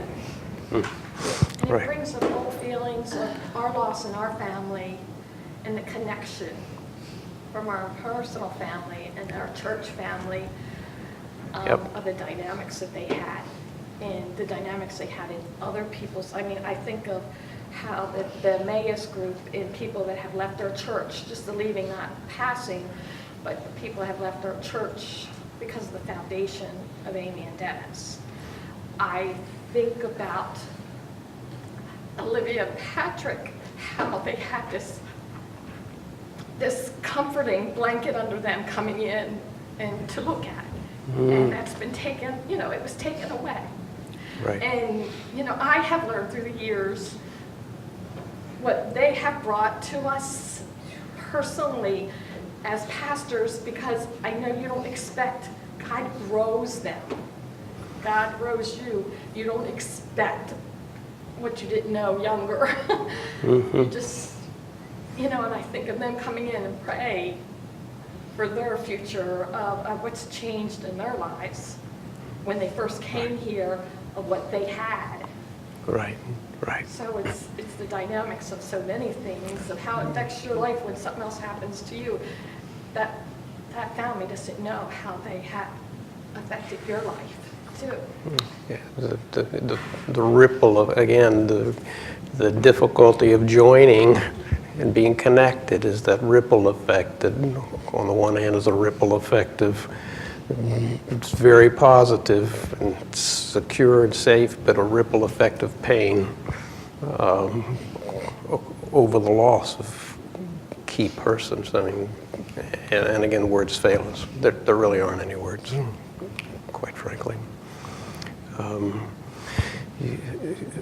So at this point in the boat rocking, this really shook the boat. It sounds like at many levels. Tidal wave. Okay. And still, you're still feeling the wake of that. Well, I think every goodbye we've said since then takes us right back to that moment. You know, I think our interim pastor passed away in the spring. And I think, you know, while there were a handful of us who did have a really good relationship with him, I think for most of us. Who was that? Doug Poole. Oh, yeah, okay. I think for a lot of us, it was, here we are watching a wife lose her husband, and here we are again watching these young adult children lose their father, and I think it just took us right back to October last year. Yeah. And I think saying goodbye to anybody on any Sunday, it's just taking us right back. Okay. And I think there was a gentleman, Bob Phelps, I don't know if it was a friend, but you know, a lot of people don't remember him, but he passed several years before. Okay. Yeah. It wasn't easy, but you know, I think it was felt in our group. But this just seemed more dynamic. Mhm. And that was Bob? Bob Phelps. Okay. But when I think of people that have left, like Sherry and Ron Wilson, or when I think of Woody and Denise, not people that have passed, but people that have gone on. Joanne and Randy Banks. Sonny Yep. Bradwell, Bob Klein. But the And- Beans, yeah. But that's And been have a they lot. all left this year, or they? No, that's been years past. Okay. But A lot of them this year or two. Okay. So you've got a lot of key leaders who've left, just moving out of the area, and they have. And Retiring. we were to- Lynn Brightbells just left, Nita Hastings. A lot of the, over the past 7 years, a lot of the older people that were kind of key people that our parents looked up to, like Roy Kibler and Yeah. Bill Peacock Yeah. and Hank Bruin. What I Oh, still yeah. refer to as your elders. Your elders. I mean, you know, the elders in the church, that strong dynamic that when you walked into the church, you just knew that they were here. With Hank and Roy, you saw, but you didn't expect Dennis and Amy. And I mean, that was spiritually in the church, but it was spiritually in a couple of us as family, long term for us because of our So own family there's dynamics. more of a trauma element Yeah. with that has, for lack of a better word, almost post-traumatic stress associated with it, the PTSD that causes it to linger a bit more. There's a total unexpectedness Yeah. to their past. Yeah. Yeah, it's like you were That leaves us all blindsided. vulnerable in what for me is kind of a new way. Even though I lost a parent as a child and was too young to understand that that was going to happen, in retrospect, I could see that that was going to happen. And so over the years, I've processed that. I'm not sure what to do with this. Which is a part of the post-traumatic, is we almost get stuck in it because we don't know what to do with it. Well, it leaves you with the fear, who's going to be ripped from my life next? Yeah, Now, that's me speaking, sure. but I'm guessing that there are a few other people that have that vulnerability now. Right. And the loss, the infant loss. I mean, what we went through,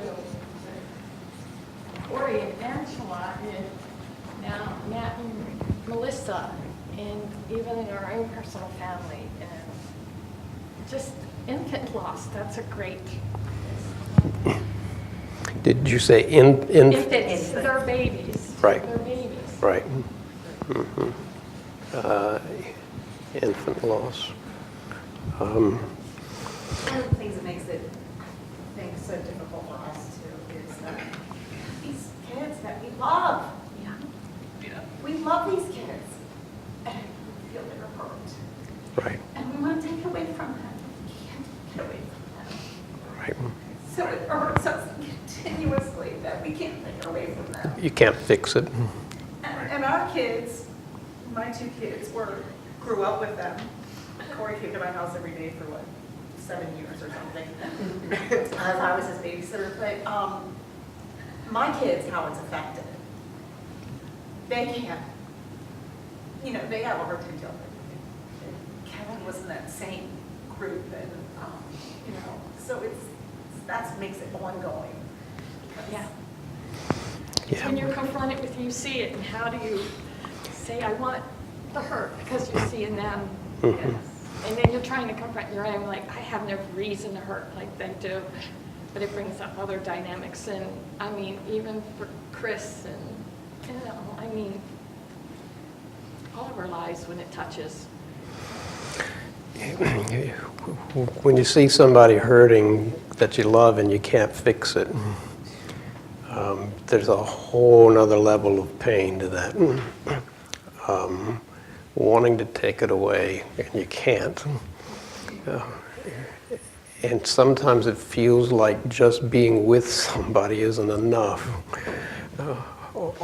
Although in many ways that's all we've got.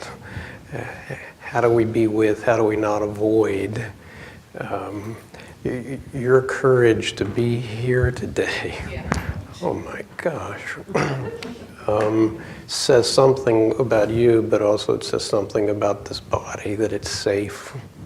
And how can we be with you without answers, but be with you? It's trauma. It's trauma. Other words at this point, or maybe there aren't words.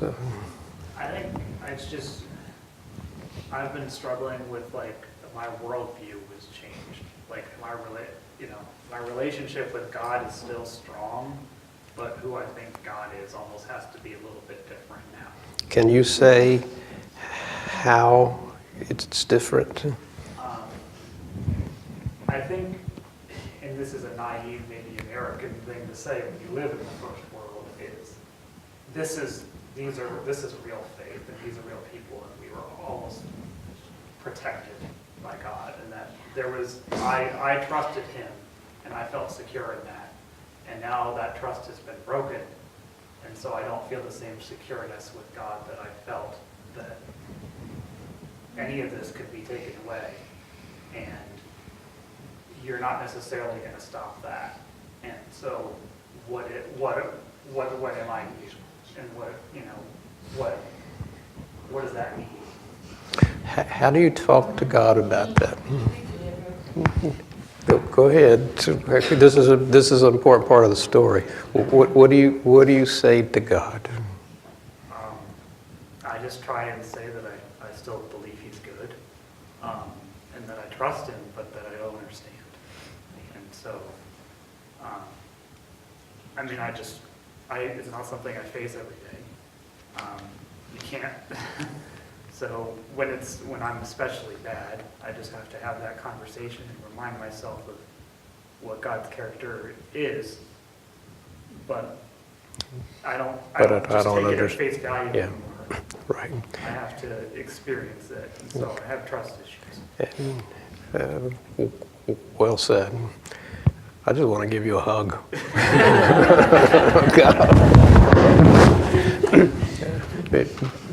Because our stories with God change too. And that's okay. God can handle it. But our stories with God change. But like in his, I want to reach out to Andrew, and I want to reach out to Kaylee and Corey, and there's how younger, just as I hear Gail tell me, I'm so much older than you, Debbie, and I don't think she is, and I don't think Andrew's so much, and they're so much younger, but I have to go back because I've had the experience and seen God still bring a lot of good thing and happiness. I love what you said, from the pain, but happiness is now. Like Peter said, who else do I have to believe in, Lord? Right. Who else do I have to believe in? Right. Even with my doubts, just as questioning God, I still do, but who else do I have? And to come back to that with the questions and the unknown, and to see how further God will be revealed to you and to this church, but at the same time saying it doesn't necessarily seem fair.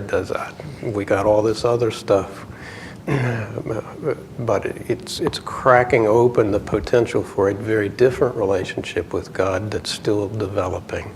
Thank you for the courage of saying it, and for all of you, because we're often experiencing this and we don't know how to put it into words.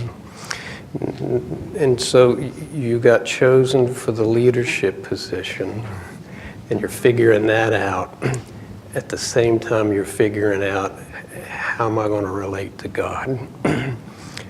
Bring that into your leadership position, because that's a gift that's going to be important for this church. Anybody else struggling with God? I have a blank slide on this.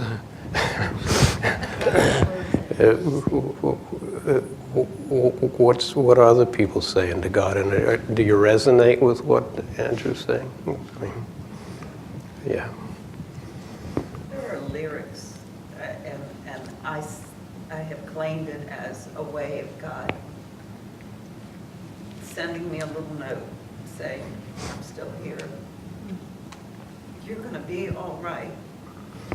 But there's a lyric that I have as a, what do you call that, a mantra? A mantra. I know you're good, but this don't feel good. Yeah. And I have said that with all kinds of tones, sometimes patient and sometimes. Well said. I know you're good, but this don't feel good. Yeah. Lynn's song, Thy Will Be Done. Lynn's song. Stephen Chris Chapman, I'll see you in a little while, which talks about God's time, not mine. And so when I look at these kids, and he does, and all that junk, I'll see you in a little while. Yeah. Not my time, but yours. That Right. helps me along. Right. And every once in a while I go to YouTube. You go to YouTube? Okay. Yeah. Amy left us a gift. God left us a gift. Oh, okay. Amy's on YouTube. Yes. Okay. She sang a song, Trust in You, like, trusting it's September, I think. And then Dennis passed away in October, and she passed away in November. So it's going viral. You should probably check it out. I think we've got thousands of hits now on that one song, but it's on tour. So all 1,000 aren't me. Yeah. You can't get away from it. I mean, not that you want to, that's not what I mean. I mean, so even this morning, radio, I wake up from the radio, and there's that song, you know? And the drastic hurt is there, Right. but in the same breath, it's like, thank you, Lord, for keeping them right here. Absolutely. So somehow, again, holding together both sides of this struggle with God, and yet holding on to something with God. I learned this from a client who was a early childhood sexual abuse. And part of the healing was to be able to hold on to the absolute injustice and violation of her as a child, and not to completely let God go. She was a clergy person. And the healing was being able to hold it together, and I'm not sure there was ever a total resolution, but the honesty with both somehow gave her the energy to go on, not abandon God, at the same time say, God, I don't like the way the world works. I just don't like it. And there's a certain inherent, from the human point of view, there's an inherent unfairness. I mean, what fairness is there to have a 6-year-old abused sexually by her father? I mean, what justice is that? You can't find any justice in that. Hold it together, and somehow, in the tension of that, if you can hold it without guilt and without running away and without judgment, healing occurs. There's an energy there that somehow produces healing, even though healing is different from resolution or complete erasure from your memory. Anybody else, what do you say to God? What are your words like these days? I've been marking on myself because I've been fidgeting with the markers. I had to put them down. This is not the nail impressions of the passion or anything like that. So, words to God. What are your words to God like in the midst of this? Why? Why? I can still trust. That's still a task. Yeah. Yeah. So holding on to the why and the trust is the creative tension. Yeah. I think we try to come up with our own answers within ourselves, just to get through it. Mm-hmm. And in that, I think I just hold on to the belief that God is God. Right. Yeah. Right. God is God. And it's true. Again, we're storytelling people, so we have to make up some kind of story. Now, we have to be careful that we don't impose our story on somebody else's life, because sometimes we'll make up a story in our mind and say, well, this ought to fix you, when in fact it doesn't. But to be sensitive to other people's stories and the way they put it together in order to survive, just be a listener. But again, the creativity of we have the ability to, we have to create some kind of story. Telling our stories and talking through our stories gives both validation, but also helps us to test out maybe other options for our stories. Well, my telling of the story is that while I may have expected Dennis and Amy to be here today, next month, I really didn't have any. The reality is that I really didn't have any right to that expectation. I expected Olivia to be here this fall. I didn't have any right to that expectation. But the one expectation that I know I have the right to is that God is here. Yeah. And if I can hold on to that, Right. then, I can get through. That's the stability in the boat in the rough seas. It's Jesus sleeping in the boat when everybody else is anxious. And we know we have a right to that because of the revelation given to us. Right. Yeah, and that's the story we can hang on to, and it needs to be woven into whatever other stories that we're making. And in the midst of pain and anxiety, how do you come back to that story at some point, even with other things you might say to God? Well said. So then the extension of that is that I don't have any right to the expectation that I'm going to be here this fall. And so then the extension of that is that I'm free to make decisions about what I should be doing rather than what I'm doing now, and how does that change?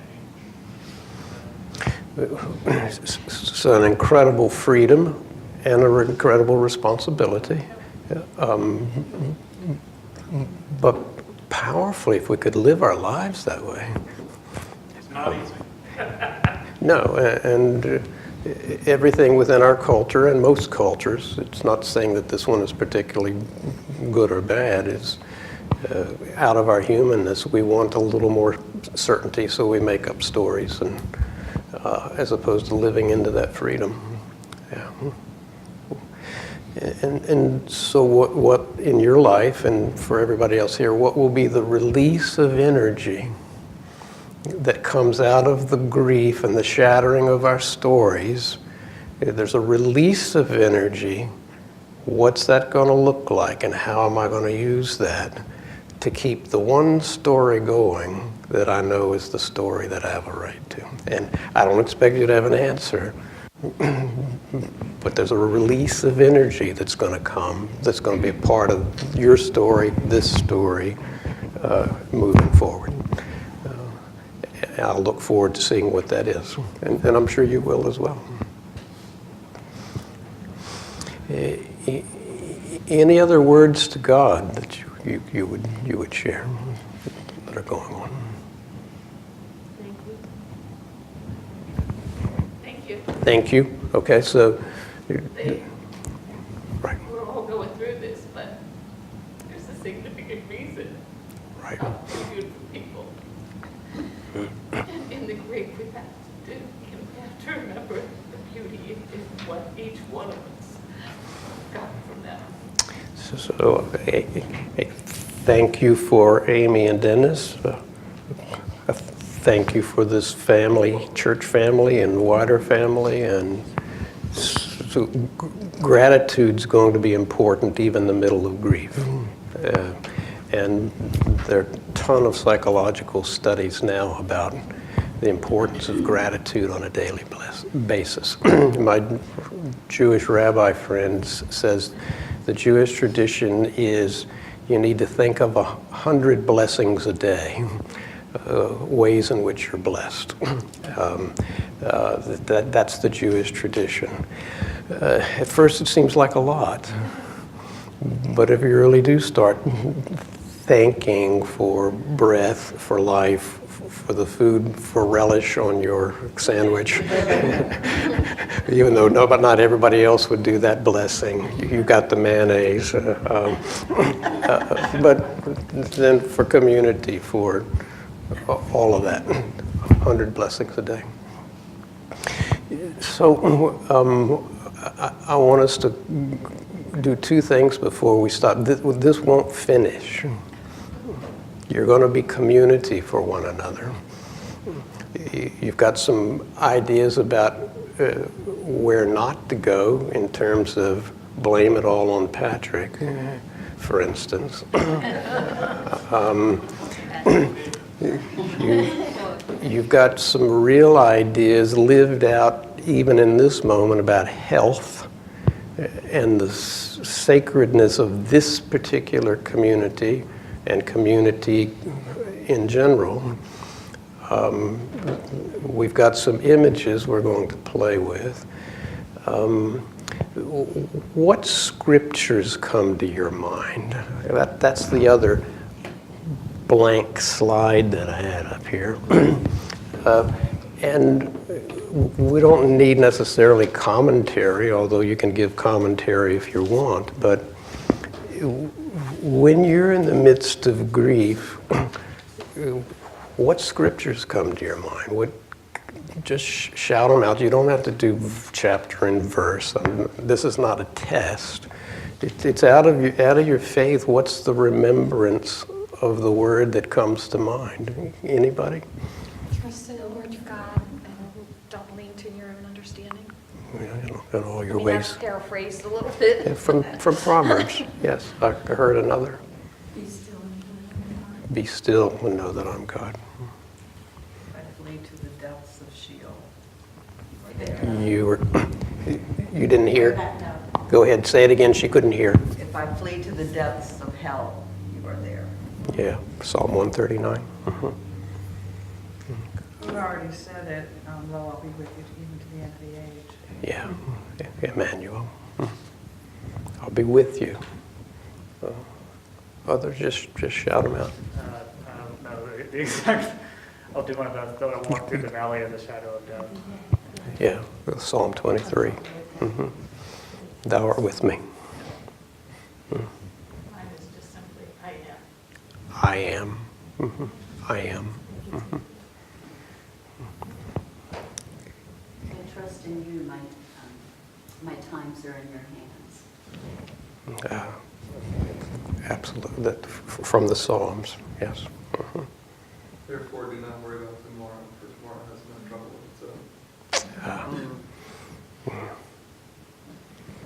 managing that anxiety. Yeah. Others shout out just as a community. The love is patient, love is kind was everything, the love chapter, just reminding myself that that is the character of God. That at the energy at the heart of the universe is love. And how do we stay connected to that in the midst of our grief? Anybody else?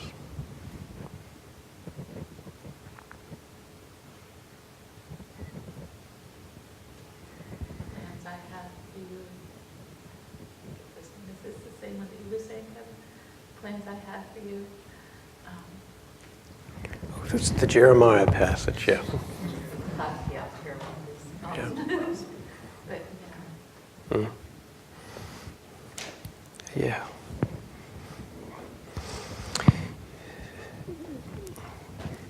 So we want in some way, and I'll conclude with this, part of the giftedness of faith communities, rituals can have no meaning at all and lose their energy, but there can also be rituals that repetitively help us and walk us through things and are meaningful ways of processing almost beyond words. And I want you to think and contribute to the conversation even over the next couple of weeks. You can share it with Patrick or with Olivia. What kind of ritual could we go through to both mark the reality of the loss and somehow also signal that there's a new story coming? One of the ways that I thought about, and I'll be back on the 13th, we're going to do something during worship, and we don't know what that is yet, so we're looking for you to help us.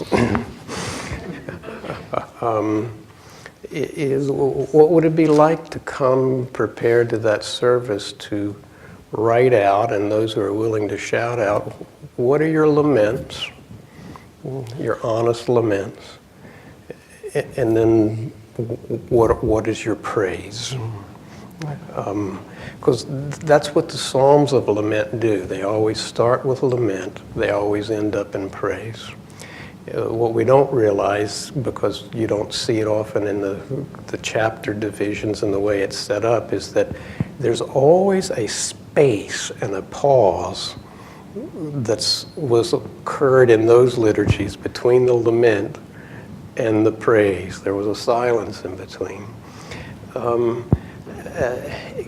Because people had to process and get reoriented, and then, I've got this lament, but let me remember in gratitude and praise, because out of this is going to come some of the stories and languages for your future here, and for your future wherever you go. So one of the things I would ask you to think about is, be thinking about, if you were to write it, or if you were to speak it, what would be your honest lament? We've been sharing a lot of that today.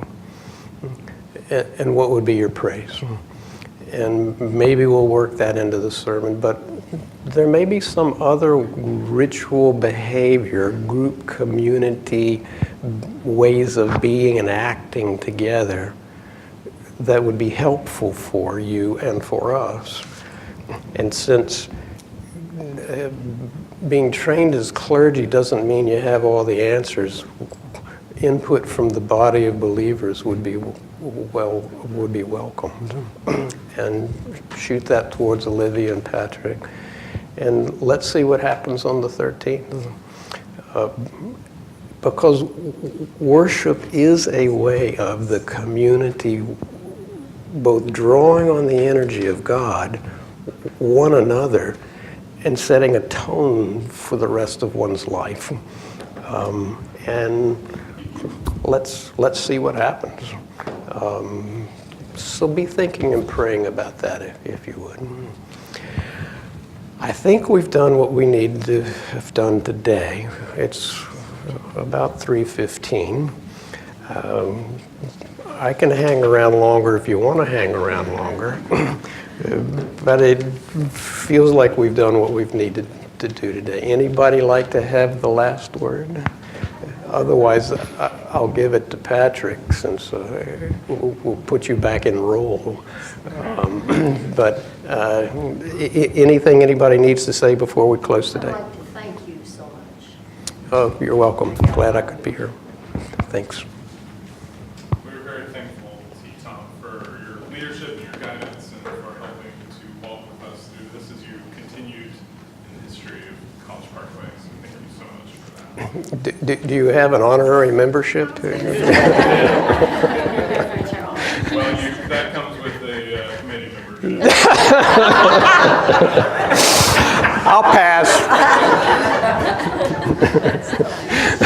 Touche.